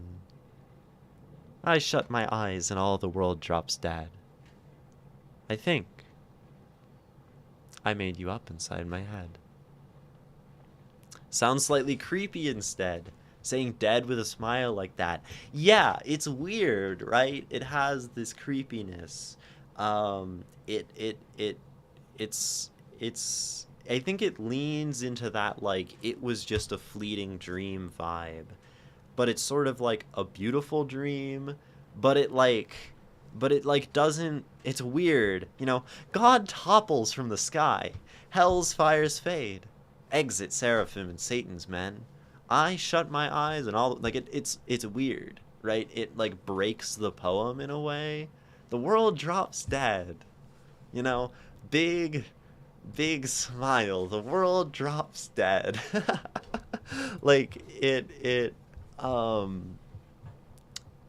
that tells us something about the poem, right? The way that I read the poem, when I read it joyfully, clashes. It sounds off. It sounds creepy. It makes you laugh, right? Gives you the giggles. It doesn't seem right. And that tells us about this poem. But I also think, right, there are some points where the joy is okay, right? I dreamed that you bewitched me into bed and sung me moonstruck, kissed me quite insane. That's almost like that insane almost works as like a good insane, right? I think I made you up inside my head. Like a beautiful dream, something that was nice and pleasant, and now it's gone, but that's okay, right? And one could hypothetically drop that kind of happiness into this poem to give more contrast, and that might add to the madness of this, right? If we go, I shut my eyes and all the world drops dead. I lift my lids and all is born again. I think I made you up inside my head. The stars go waltzing out in blue and red, and arbitrary blackness gallops in. I shut my eyes and all the world drops dead. I dreamed that you bewitched me into bed and sung me moonstruck, kissed me quite insane. I think I made you up inside my head. God topples from the sky. Hell's fires fade. Exit seraphim and Satan's men. I shut my eyes and all the world drops dead. I fancied you'd return the way you said, but I grow old and I forget your name. I think I made you up inside my head. Right? And then that one is like incredibly pained and loud, which super contrasts. I think I made you up inside my head. Right? I should have loved a thunderbird instead. At least when spring comes, they roar back again. I shut my eyes and all the world drops dead.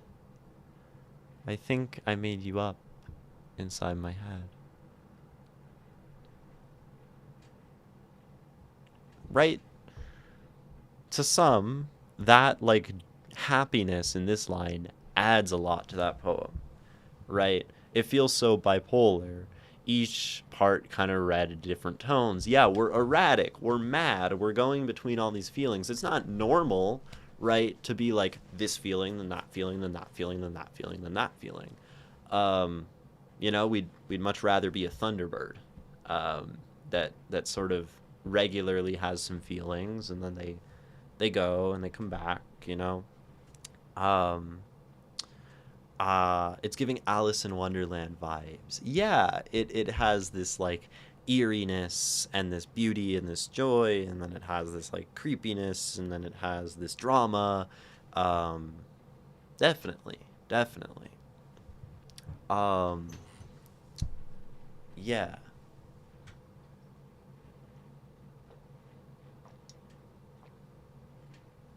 Um, so we can try reading this poem through another way, right? We tried joy. I don't know, like how do y'all have an emotion you want me to hear? You want to hear me read this poem in? We could read it like super depressed the whole time, everything. We could go angry, real angry. Okay, you want anger? Um, yeah, anger.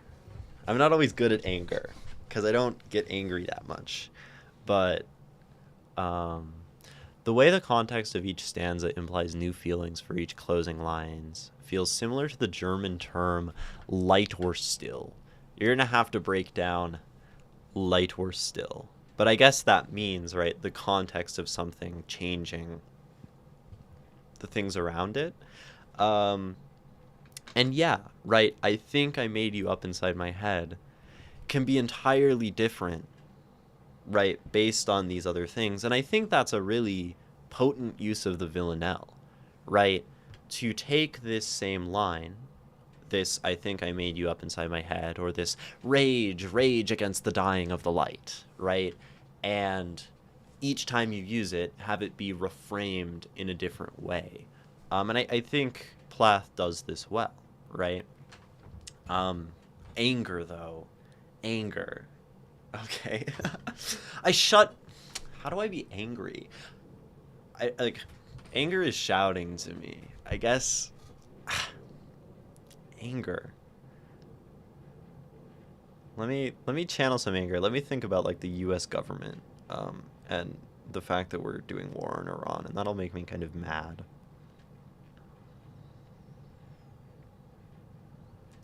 I shut my eyes and all the world drops dead. I lift my lids. That doesn't feel angry. I'm not good at anger. Seethe? Seethe. Okay. Like a quieter burning anger. I sh- I shut I sh-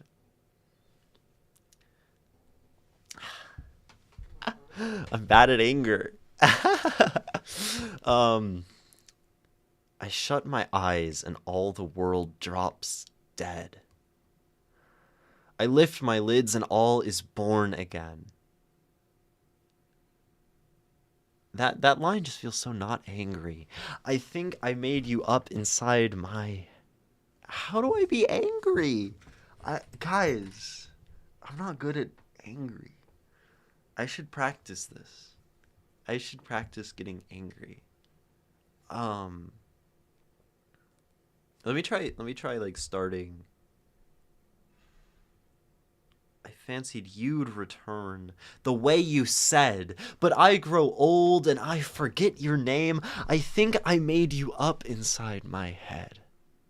That's an angry stanza. I fancied you'd return the way you said, but I grow old and I forget your name. I think I made you up inside my head. I should have loved a thunderbird instead. At least when spring comes, they roar back again. I shut my eyes and all the world drops dead. I think I made you up inside my head. This anger kind of works in these, right? I should have loved a thunderbird instead. At least when spring comes, they roar back again, right? Angry. Should. I fancied you to turn the way you said. I grow old and I forget your name. I think I made you up inside my head. I dreamed that you bewitched me into bed and sung me moonstruck, kissed me quite insane. Like it's really hard to be angry like over this opener, over this one. But maybe the stars go waltzing out in blue and red, and arbitrary blackness gallops in. I shut my eyes, and all the world drops dead. Anger. So we could sprinkle some anger into I fancied you'd return. Really angry at this person after being like terrified from God, after being happy from the dream, right? So we could do like happy here. We could do like terror. We could do anger. Maybe we can do regret in this one. I should have loved a thunderbird instead. At least when spring comes, they roar back again. I shut my eyes and all the world drops dead. I think I made you up inside my head. Ah, that did it. Ah, anger. Add that more often. My bones are quaking. Okay. That's something to practice in my own poetry, maybe. So we can do, and I think this one can be sort of variable, where we start calm and we do this like sad, then up, then this, I think. And then this one, I think this one can evoke that gallop, right? The stars go waltzing out in blue and red, and arbitrary blackness gallops in. I shut my eyes, and all the world drops dead, right? These can be sort of neutral as an establishment, maybe. Resignation for the last bit. Yeah, that's maybe a better word that I was looking for, right? So if we were to read the poem now, with all of that, we would have, I shut my eyes, and all the world drops dead. I lift my lids, and all is born again. I think I made you up inside my head. The stars go waltzing out in blue and red, and arbitrary blackness gallops in. I shut my eyes, and all the world drops dead. I dreamed that you bewitched me into bed, and sung me moonstruck, kissed me quite insane. I think I made you up inside my head. God topples from the sky, hell's fires fade, exit seraphim and Satan's men. I shut my eyes, and all the world drops dead. I fancied you'd return the way you said, but I grow old and I forget your name. I think I made you up inside my head. I should have loved a thunderbird instead. At least, when spring comes, they roar back again. I shut my eyes, and all the world drops dead. I think I made you up inside my head.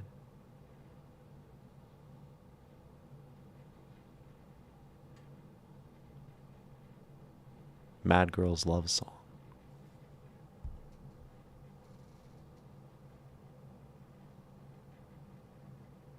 By Sylvia Plath.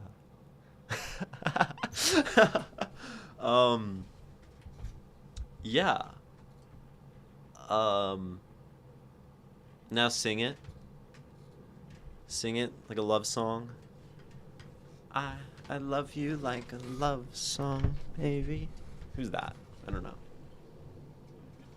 I'm not going to sing it. No. Unfortunately not. I think calling it a song is a really like lovely poetic choice, a very lovely artistic choice, especially when you take it and read it so Mad Girl and so not love song. Right, this title is fundamentally a really nice juxtaposition, right, where we have love song, something beautiful, something tender, and then we have Mad Girl, right? And it's not even like a Mad Girl's love song. It's Mad Girl's love song, right? It has this like, right, the first word in this title is mad. Mad Girl's love song, right? And we have like mad and love, and then we have like girls and song, which even both have the like G and the S going on in them, right? Um, really like makes that title feel connected, and like it really inherently has that contrast.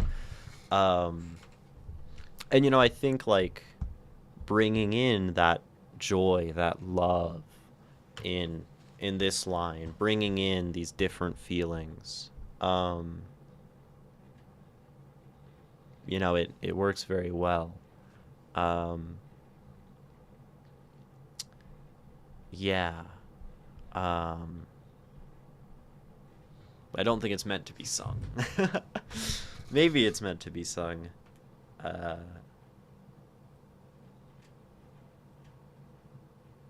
I don't know. Maybe there's a singing in the way I read it anyway.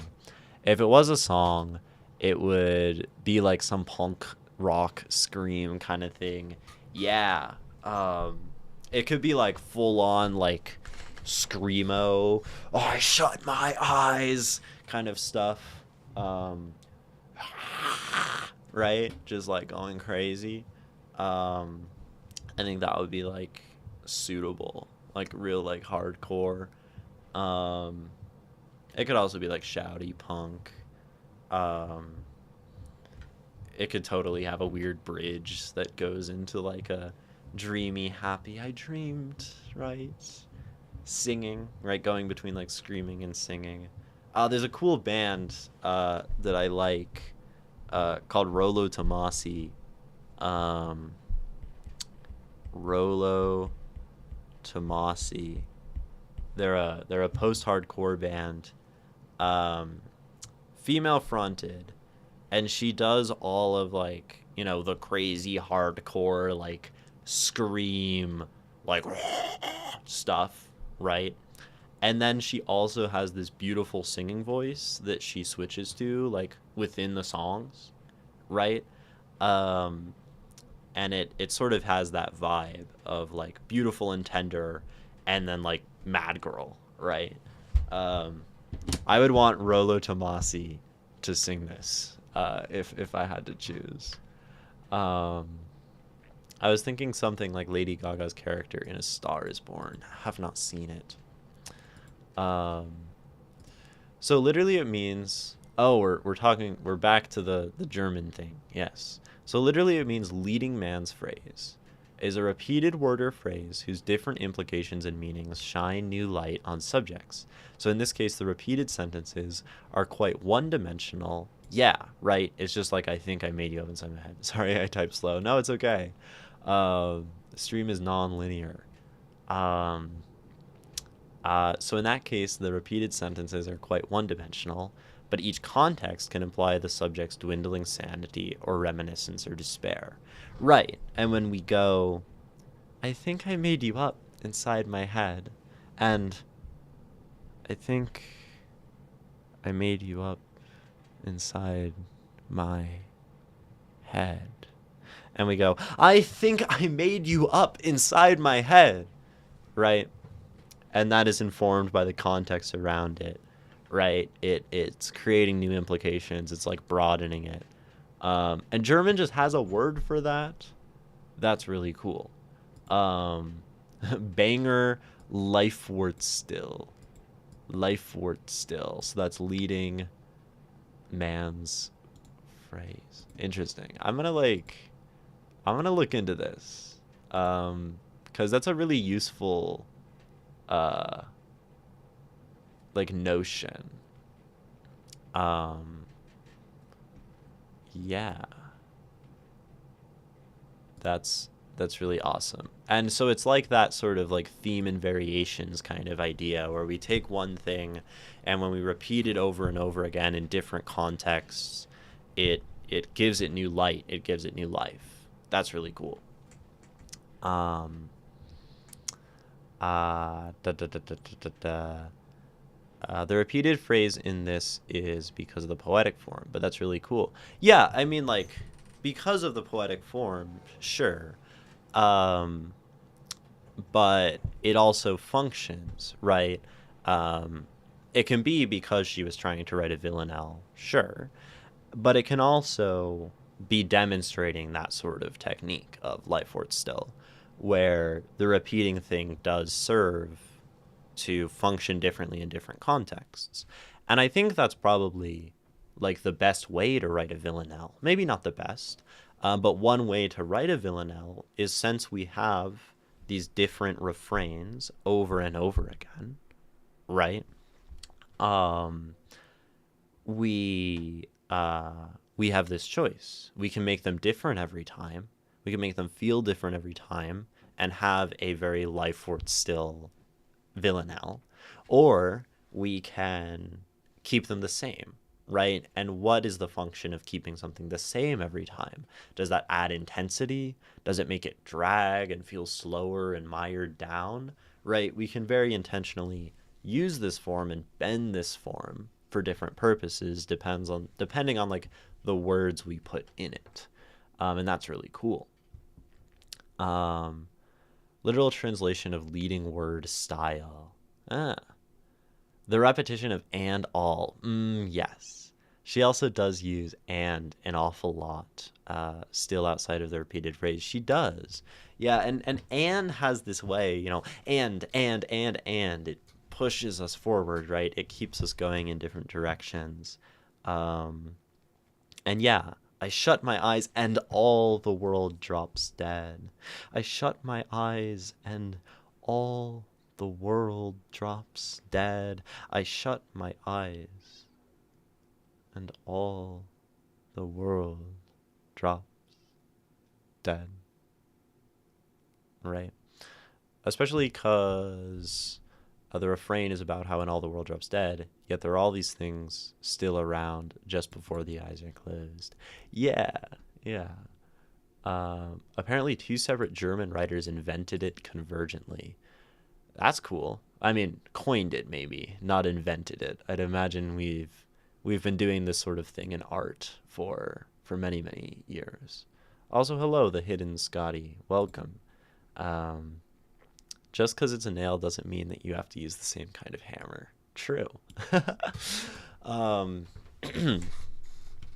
yeah, that last part, especially because the refrain is about how and all the world drops dead, and there's still all these things around, just before the eyes are closed. Yeah, it's this sort of, you know, this fascinating sort of contradiction within the poem. And I think there's something particularly beautiful about, you know, I lift my lids and all is born again, right? Only appearing once in the poem, right? As to speak to maybe this, feeling of being mired in depression.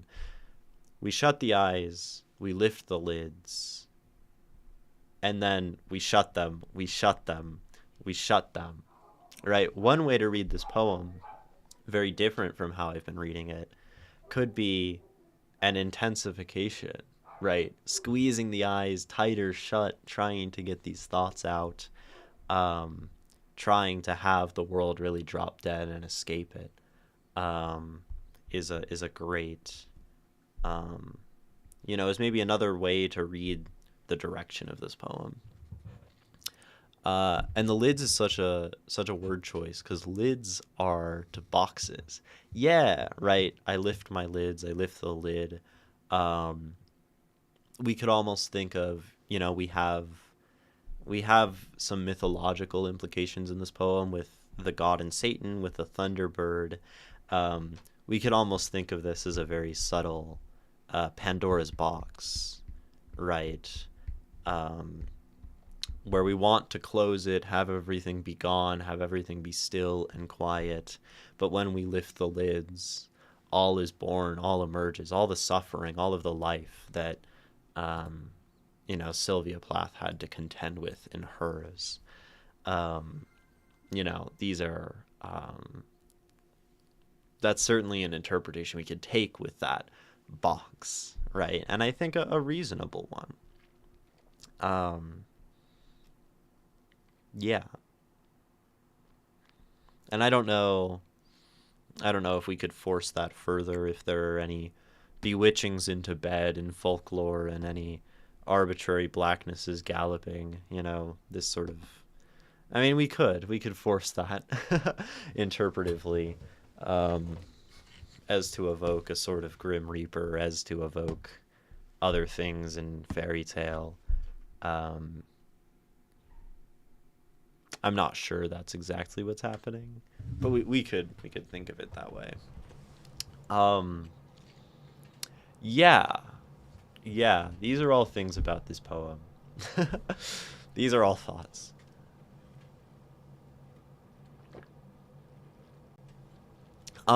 We've been talking about this for a while, like 2 hours. A good little, a good little discussion. We've talked about the sound. We've talked about a lot of the. I need to read more Plath. I think I need to read more Plath too. Do you? This is quite good. So we've talked about some of this like mythological stuff and the actual meaning and like the bipolar or the abuse or the love. We've talked about performance. We've talked about form. We've covered a lot of things. Most of the things that there are to cover in this poem. Um, but does anyone have any other questions? I mean, I see a couple people have come in more recently in the last few minutes. But if there are any other questions, comments, thoughts, things to keep me yapping away about this work, I'm absolutely willing to entertain those. Um, I mean, the nightmare is a blackness that gallops in. Yeah, I'm not familiar with what the nightmare is, I guess. Is that a particular story, fairy tale? Maybe there's a meaning here. Maybe we genuinely have, um, some sort of mythological thing occurring everywhere, in which case that would be quite impressive. Did we talk about the reason for the colors? Yeah, I mean, I briefly speculated, blue and red as bruises and blood, if we were to interpret this as a poem about abusive love. Maybe not love at all at that point. Um, as the stars go waltzing out, right? Or the stars go waltzing out in blue and red, right? The beauty, the light goes away in this love when that sort of pain appears. That's something I had thought potentially could be the symbolism of those colors. Um, if you have other thoughts, absolutely curious. Um, the blackness is pretty straightforward in terms of this pain, this depression, this whatever it is, the bad side of life. Um, are there other colors happening? I think those are the only real color things in this poem. I mean, blue can be melancholy and red can be violence. Yeah, blue and red also, right, themselves are very contrasted. Blue is very low, red is very high, red is very energetic. Um, and so it could just be a reinforcement of this contrast. Blue like the sky, red like hell. I do like that too, right? This sort of implies the similar binary of the sky and hell, blue and red. Um, I like that as well, right? That's a reasonable interpretation. The nightmare is a black horse with a flaming mane and tail who gives you sleep paralysis. Interesting. Um, yeah, so we'd have like the nightmare there. Um, I'd imagine there are fairy tales that exist about bewitching into beds. That sounds very European folk fairy tale. Um, to go insane or to have something happen with a kiss is very European fairy tale. Um, So in that way, almost everything does, you know, evoke something beyond. Yeah, very Sleeping Beauty. I'm not sure about this stanza here. Um, I fancied you'd return the way you said, but I grow old and I forget your name. Um, Definitely giving Midsummer Night's Dream fairy stuff. Yeah, yeah, very Midsummer Night's Dream. That's certainly a possibility. Um, it also has flying and power toughness equal number of swamps you control. Yes, Nightmare does have flying and power and toughness equal number of swamps you control. um, uh, the symbolism is also the literal colors of light emitting celestial bodies as they distance themselves from us at different rates. Yeah, stars go waltzing out, blue shift, red shift, right? These are, that's a very scientific um, thing. And this makes sense, right? With this person who comes and goes, this person who is good and then not. Um, I like that, right? Yeah, they're literally bluer or redder depending on whether they're moving away slower or faster. I think it's red shift is when they're coming toward you because it compresses the light waves because of the speed and they get a red tint. And when you move away, it's like the Doppler effect where the waves of light are literally more stretched, so you get a bluer tint. Like Jesus, because Jesus was meant to return or something. We do have a really interesting like Jesus thing, um, where we have exit seraphim and Satan's men. I shut my eyes and all the world drops dead.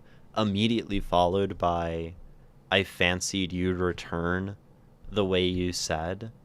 Um, you know, giving this feeling of like a promised return, a Jesus, a revelation type situation, second coming. Um, so, there is this idea, this love that when it is there, it is heaven, it is salvatory. When it is not, it is condemnation, it is sin, it is pain, right? But I grow old and forget your name is so beautiful and tragic. Um, you know, for Sylvia Plath to write I grow old when 10 years later, after writing this poem, she would end her life, right? That's like really sad. I found out stars will never appear green from playing Outer Wilds 2. I have not played that game.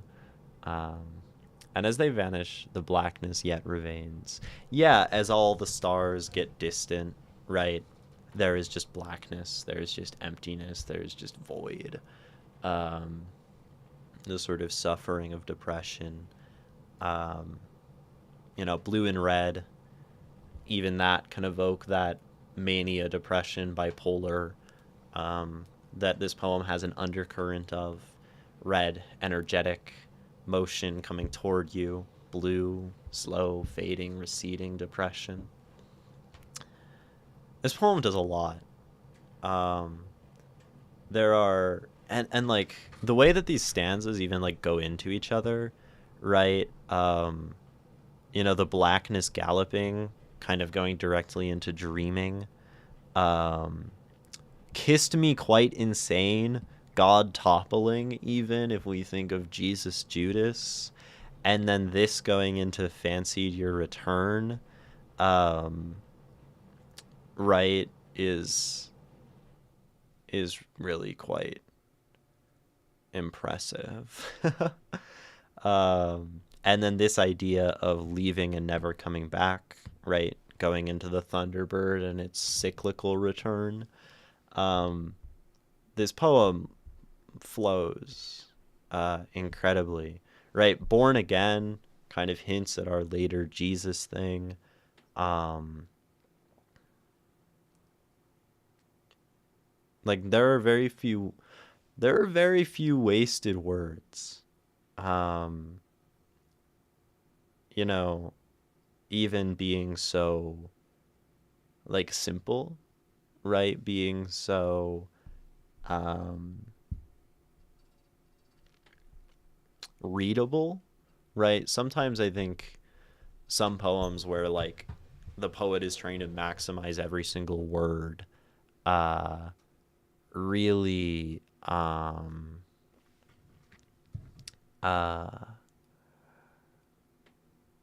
they can start to not sound like language. But this one, every word is so carefully placed and so like functional in this poem, and yet it is very readable. And the forgetting plays with the insanity too, like dementia or something. Like it's all alluding to that loss of things you should have. Yeah, it really points in so many different directions, and um, but all kind of staying within that same central feeling. Uh, Incredibly impressive. I have waited literal years without being spoiled on Outer Wilds, but from what little I've heard, I would happily join stream to see you play and analyze it. I have I have thought about the single player story games analyzing um analyzing video games as stories because um uh I think video games are one of the most compelling forms of literature we have in the modern age, and I think to not treat them as serious art and serious literature is a really big like blind spot that a lot of people have.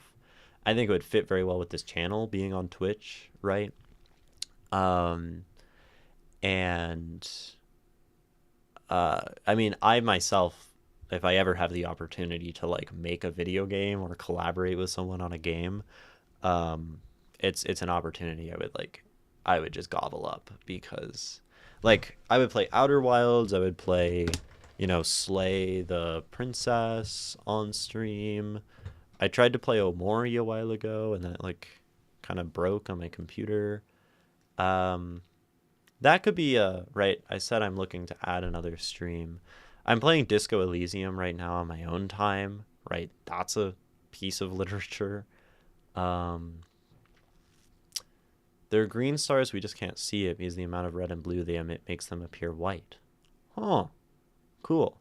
I've been zoned out researching a little. Being kissed quite insane. Could it be a small nod to Judas? Yeah, yeah. I sort of mentioned that a second ago, but I definitely was going super fast. And but yeah, or the Lamia, true. Um, I don't know as much about the Lamia, but I'll take your word for it. Yeah, I absolutely think the kissed insane could be a Judas nod with all the other Jesus stuff happening.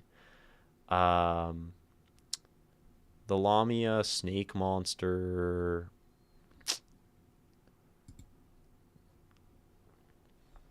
The Kiss of the Enchantress by Lillian Globe. Isabella. Oh, that's a beautiful. That's like a. Sorry, I'm like looking at this on my screen. I'm looking at this like gorgeous Art Nouveau painting. I'll pull it up on here so y'all can see. That painting is beautiful. Um, Look at this painting of the Lamia. This is freaking beautiful. I love this art style. This Art Nouveau um thing with like the heavy line work and yeah. Uh Victorian painter.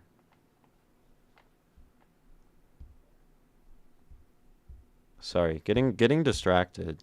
Um, the Lamia is a beautiful queen, affair with Zeus. Uh, Tears the bellies of pregnant mothers, devours their features. So there's something about the kiss. There's always a lot to read, but obviously the kiss of a Lamia is a real thing based on that painting. Um, yeah, that's super a direction it could go. Um, Can I ask you? Can I ask what the other flag in your room is other than the India one? Yeah. I have three flags actually. One is not on screen. I have the Indian flag, the transgender flag, and the polyamory flag. Um, that being said, I am not polyamorous. Um, I am not Indian. And I don't entirely, by my own definition, consider myself to be transgender. Um, I I begrudgingly use the term on myself. Oh, is that the new design? Yeah, it's like the modern one that doesn't have the stupid like pi symbol on it. Um, but those three things are all things I used to strongly identify with. India because I was a Buddhist. Polyamory because I was polyamorous. Trans because I was very like binarily transgender. Now I just don't like gender. I think gender is annoying. So I don't call myself trans because I don't like want to engage with that kind of discourse usually. Um, so it's like three flags, none of which I am, um, in terms of gender, I'm like, you can use any pronouns. You can, call me whatever nickname of my name. There are masculine nicknames. There are feminine nicknames. Imogen can be Mo. It can be Ginny. It can be Immy. It can be Imogen. Hey, Pro Leo. Hey, Scotty. Um, a thrice acclaimed denied. Yeah. The Lamia are alluring demons that use a kiss to drive mostly men insane and killing them. Yeah. So like that definitely gives us like this mythological sprinkling that's justifiable happening throughout this whole poem. And I think that's really impressive. I have like two more poems of mine if you want to read. I know it's been forever, lol. I just never write new poetry. Not today. Today we're just reading this Sylvia Plath poem and actually probably being finished with it fairly soon. I think we've drifted onto other conversations. But after we wrap this one up, we'll yap for a little bit, but stream will pretty much be done in terms of reading poetry. Um, but yeah, I guess, and in that sense, any other questions, any other thoughts on this poem? Uh, any other, uh, you know, compelling unsaid things that we haven't managed to touch on in 2 and change hours? Um, why is she mad? Uh, that's such a real question. Well, depends on your interpretation. She could be mad because it's this love that is gone, that has been lost, and she yearns to reclaim it. She could be mad because she's being abused, and this is a terrible situation of love and then misery and pain. She could be mad because she has some underlying psychological sort of ailment, bipolar. Sylvia Plath did have that. And so she maybe was just mad, and so she is a mad girl, and this is the way a mad girl loves. Hope that's a suitable answer. But I hope you all have fun. A little late over here, so I should really knock out. Yeah, sleep well. The sleepy librarian. That seems to fit, um, quite quite suitably. um, okay. It seems like that's the thing. Did I ever play Plants vs Zombies? I did. I did. I don't think that relates to this poem, unless it does. Unless this is secretly a prophetic uh, poem about Plants vs Zombies. All I can think about is why do they call me Crazy Dave? Yeah. It's like poetry. It rhymes, as they said by George Lucas. Yeah. Because I'm crazy. Because I'm mad. She's mad because she's mad. Anyway, I think that's enough of Mad Girl's love song. So I'm going to read it again, and I'm going to try to do my best to capture what we were talking about earlier with the different emotions and moods and make it crazy. So here is Mad Girl's Love Song by Sylvia Plath. I shut my eyes and all the world drops dead. I lift my lids and all is born again. I think I made you up inside my head. The stars go waltzing out in blue and red, and arbitrary blackness gallops in. I shut my eyes, and all the world drops dead. I dreamed that you bewitched me into bed, and sung me moonstruck, kissed me quite insane. I think I made you up inside my head. God topples from the sky, hell's fires fade, exit seraphim and Satan's men. I shut my eyes, and all the world drops dead. I fancied you'd return the way you said, but I grow old and I forget your name. I think I made you up inside my head. I should have loved a thunderbird instead. At least, when spring comes, they roar back again. I shut my eyes and all the world drops dead. I think I made you up inside my head.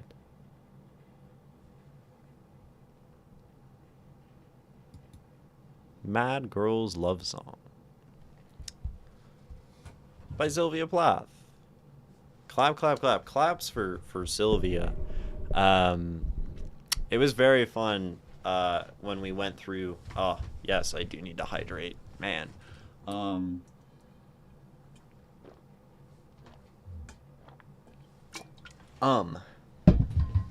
Yeah, it was fun going through this poem, and, like, trying out all the different emotions. That was a really compelling way to think about it, and a compelling way to, like, analyze the work.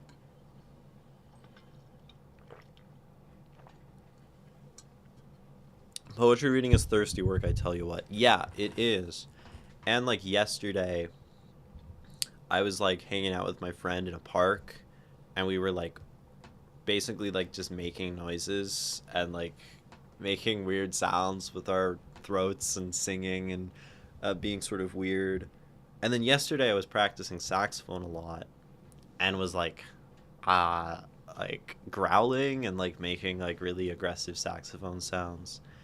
So my throat is, like, destroyed, generally. Explain that again. Poetry reading is thirsty work. Thirsty work. Some thirsty poetry. What's my favorite weird sound from that outing? What was... She was showing me... Well, there's this sound that if you, like, put your top teeth on, like, the inside of the bottom of your lip, like this, and then you sing in a head voice, you can get this sort of, like, distorted guitar sound.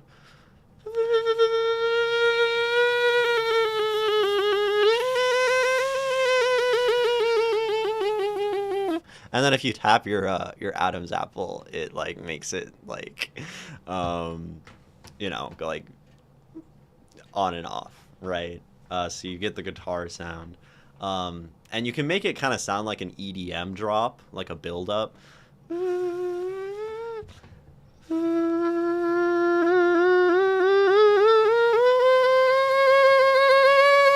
And then we'd, like, have the drop there. It's sort of like an old beatboxing sound. I don't think people really do it anymore. I like that sound a lot. We were also, like, we were climbing trees and, like, making pigeon noises and stuff. So we were like, "Kurr, kurr, kurr, kurr," doing that kind of stuff. You tried to kill your poor vocal cords on Thursday night too. Yeah, we've been kind of going crazy. Furiously beatboxes and pines above. Yeah. Hi, Poyo. Um, we're about to have a break. There's going to be a 3-minute break because ads are our overlords. And so get some water, stretch, stand up, move your body, get out of the chair. It's good for you. It helps the blood like circulate and move. Y'all should do that so you don't die. And I'll be back in a second. That one.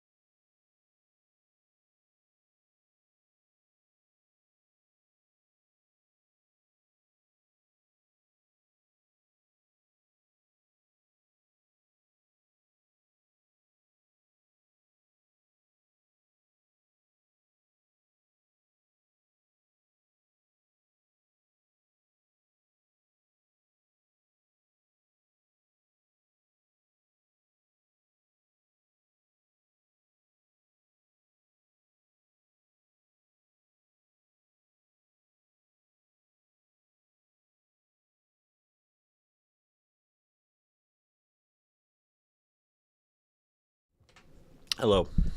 Welcome back. Welcome back.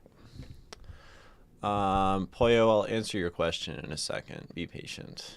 Um, oh yeah, alpha male voice was killing me. That is true. I was doing that on Thursday. Hi Callie. Welcome. We got lots of friends here for yapping time. Um, yeah, okay, that poem was sick. I'm really happy we read that Plath poem. I like Plath. That's cool. So, Poyo, I think this is an excellent question. Wait, I need your opinions. In my world, I have witches who can curse someone if they have their full name. Would you say chosen names would count, or do they need their dead name? So, I think there are more options than just those two. Um, and I think it matters, right? Because, like, this says something very important about your magic, I think. Where if it is like the given name, their full name, then there is something sort of in your world necessarily like sacred about that moment when, right, the parent gives the name to the child, right? That seems to me there would be like some importance placed on that in the magic. And there would be something inherently magical about that moment because that's like the given name. Whereas if the magic was tied to like the identity of the person and who you see yourself as, then it would probably reflect the chosen name of a character, right? Because they're like, I chose this name, and then like the sort of magic of the world would then reflect that. So it depends on which of those two. Also, I think there's a third option of everyone having a true name, right? You see this. I think this is how it works. It's been quite a few years since I read Aragon in middle school. But I believe in Aragon by Christopher Paolini, every person has a true name that like they don't even know when they are like until they like go find it or whatever, right? They have to like discover their true name. And then when you do, there's like magic associated with like this other true name that you have. And then if you have someone else's true name, you have like magical power over them, right? And you know, I like this this notion of like names having power. I think it's particularly interesting as well. You know, you're talking about chosen names, and that has some connection to, you know, like queerness and all of that. So I think there could be, I think there's good reason to have it be like with the chosen name, right? I mean, I'm not sure you want, I don't know, maybe there's like an interesting narrative thing in like the dead name being part of your character's like arc and whatever. I don't know. Damn it, I was going to go further into the names and Aragon being a summation of the self and bound by language, but you beat me to it. Yeah, I mean, I got there accidentally because I haven't read Aragon. I mean, I read Aragon when I was an actual child, right? Like I was in middle school. I was like 12 years old or something when I read that book. That was a while ago. I mean, only like 9 years ago, I guess. But and my reading comprehension skills were not that great. Oh, I just read Poyo's message saying, please say answer in chat. I am unmuted, which just seems like a really silly thing to do. I'm going to ask you a question in your Twitch chat, and you're a streamer who speaks into a microphone. Can you type it out for me? Like, no, I can't, Poyo, actually.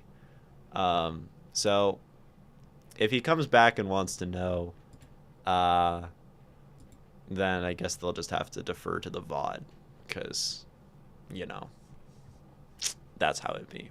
Yeah, I remember Aragon being a very good book, though. I did like it. I do remember that, and I was in like 6th grade, and I read the whole Aragon, at least up to like Brissinger. I think there's like one that came out more recently, since then, that was like a 5th book, but I read the cycle.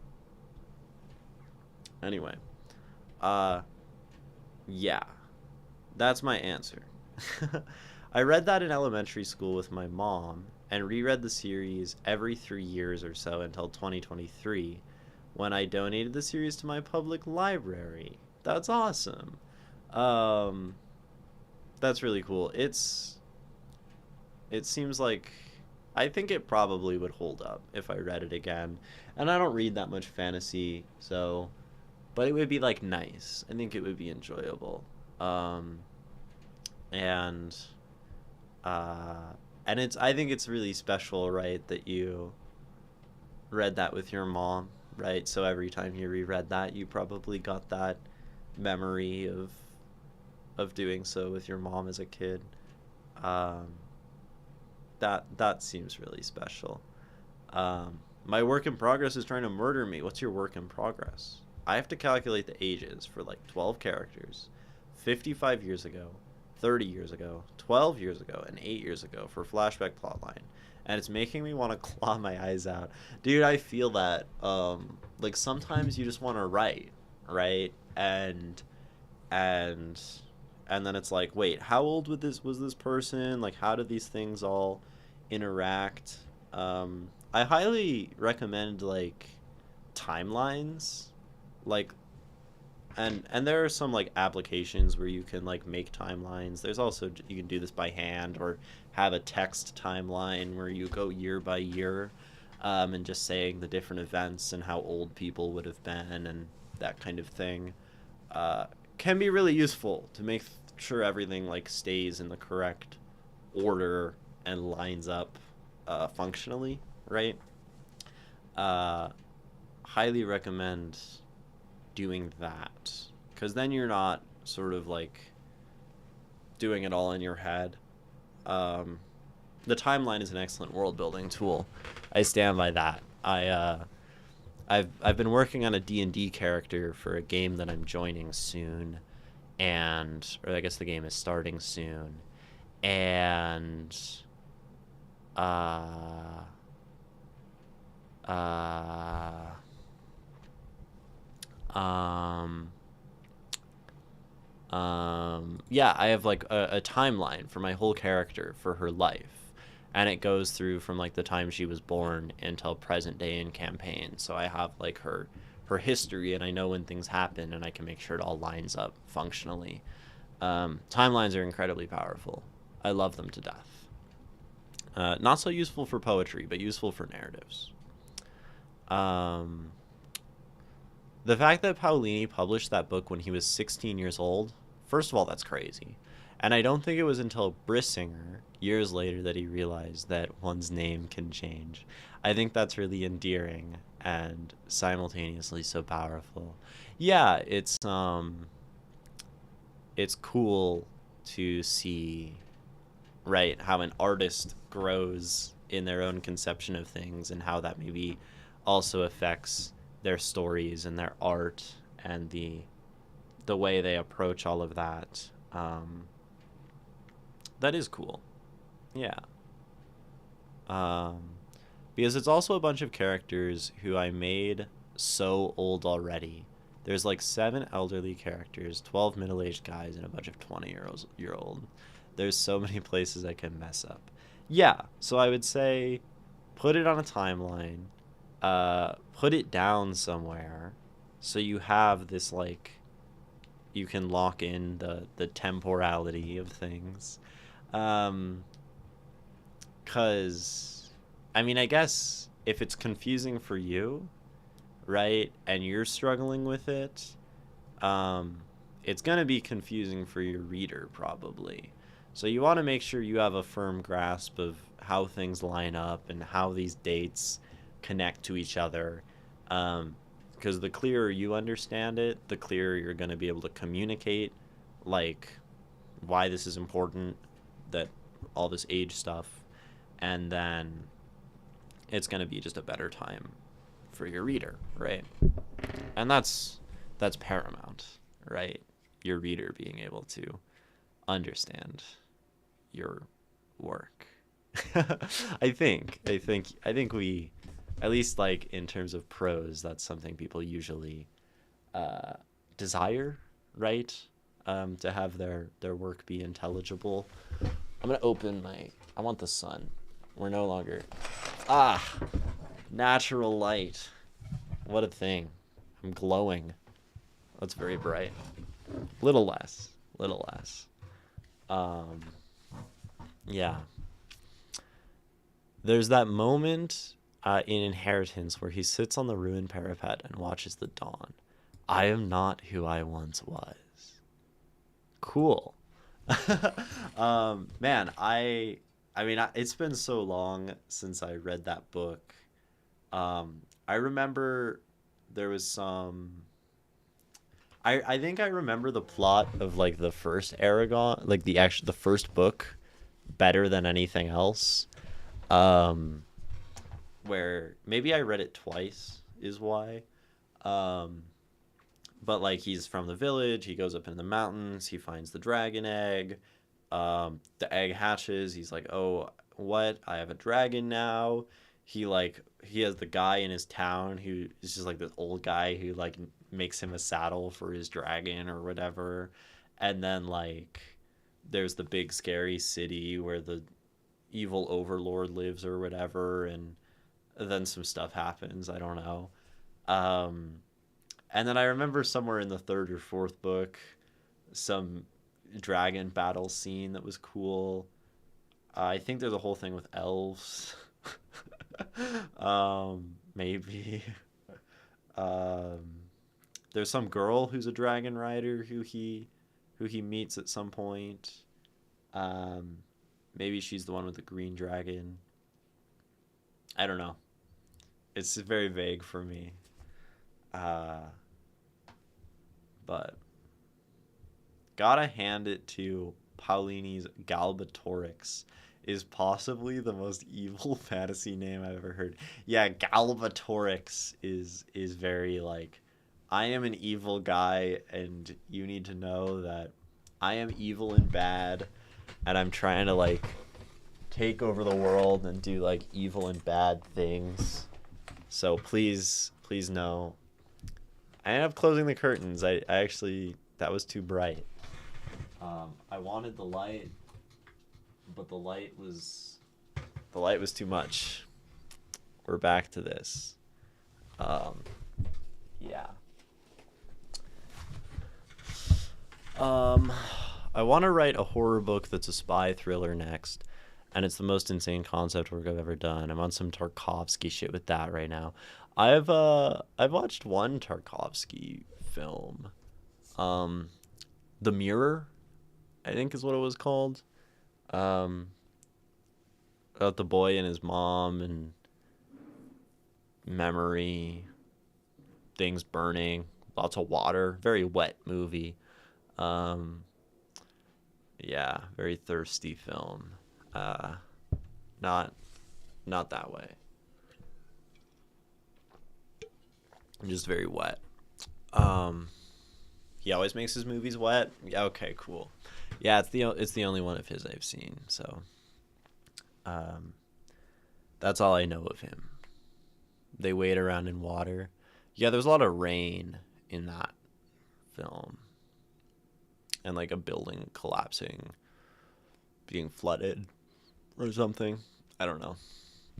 I don't remember it very well. It was kind of weird, but it's Tarkovsky, right? So I think that's sort of the thing. Um, so I don't blame him. Yeah. I like film. I like art film. It is very cool. Uh, I think it's. I was talking earlier about how like video games is a medium that I would love to like work in someday and like do story or something for a video game. I have this beam of light coming in on my face. Um, Film would also be a really cool thing. I think it would be incredibly fun to write a script for a film or to write a play. Um, that would maybe be slightly more manageable and approachable. I'm not sure. They're probably very different. Um, but they also don't seem all that different from each other. Anyway, I think film is a really awesome medium. Same vein as video games. I think video games are cooler in terms of storytelling. Uh, but films are good too. He got cancer doing it in a blast zone in Stalker in Estonia. The water was full of heavy metals. That's pleasant. I guess I guess one must make sacrifices for the art, right? Hi, Nerderine. Welcome. Long time no, whatever. Speak? Long time no speak? How are things in the world of Nerderine? In the world of writing novels and, being smart about prose and stuff. How are things? He literally died for that movie. That's commitment to the bit, right? That era of movie is so insane and interesting. I don't know a ton. You're definitely talking to me on a wavelength that I'm not on yet, but I do want to be a more of a film person, and I have been watching. There's like a local art house theater in Vegas, which is where I live, and I've been going to a lot of films there, and just exposing myself to a lot of new artistic space. Last week, I saw Yojimbo, like classic samurai film, which was like enjoyable. It was a very funny movie, and not necessarily like massively artistically compelling, because it's like a samurai movie, like same as a western basically, but it was good. And I watched Satan Tango 3 weeks ago in that theater. 7-hour film by Bellatar. You should just watch film history stuff on YouTube. It's interesting, and a lot of those channels are really awesome. It takes a lot of time to actually watch and understand a filmmaker's catalog on your own. I mean, right, but if I watch and understand a filmmaker's catalog on my own, I'm experiencing the art directly as art and not through someone else's interpretation, right? And obviously I'm someone who enjoys the process of interpreting art. If y'all couldn't tell, I actually love analyzing art. Um, and so I'm always more compelled to do that sort of legwork on my own, in the same way that I'm not so inclined to necessarily consume other people's analyses of poems, that kind of thing. But you have to pick and choose at some point, lol. I like books and movies with interesting creations, Yeah, and I mean, I'm still so new to it that I'm just like watching stuff and going to whatever this theater is showing, and I'm learning, and it's a meandering kind of road, and I'm fine to meander. This should be up here.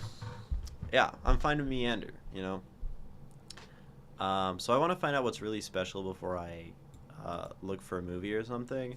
Yeah, and I guess I don't need that kind of prior research. I'm like, oh, this looks cool. Let me consume this art. This book looks kind of neat. I'm gonna read it. And that works for me. And sure, it's not gonna be the most like specialized or comprehensive or maybe intelligent way to go about things, but at some point we must resign ourselves to the understanding that we're human and lack perfect efficiency, and I think there's beauty in like wasting time on a piece of art that is not that good. Wasting time. It doesn't have to be a waste. Only if you call it a waste. That's kind of where I stand on that. But to each their own, I guess. To each their own.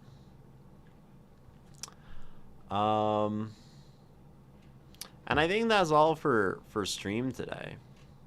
We read an excellent poem,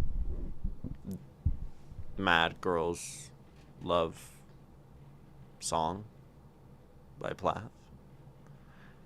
And it was good. And now I'm gonna go play my saxophone. And I don't know. I don't know what else. I'll do something. I will surely be doing something, even if I'm laying on the floor. Oh, Nerdery, I'm glad your novel's doing well. I read that in my head and didn't read it out loud. Glad your novel's going well. That's super cool. Yeah. Have good evenings. Thank you for plathing it with us. Yeah, thanks for plathing it with us. Thanks everyone for watching. And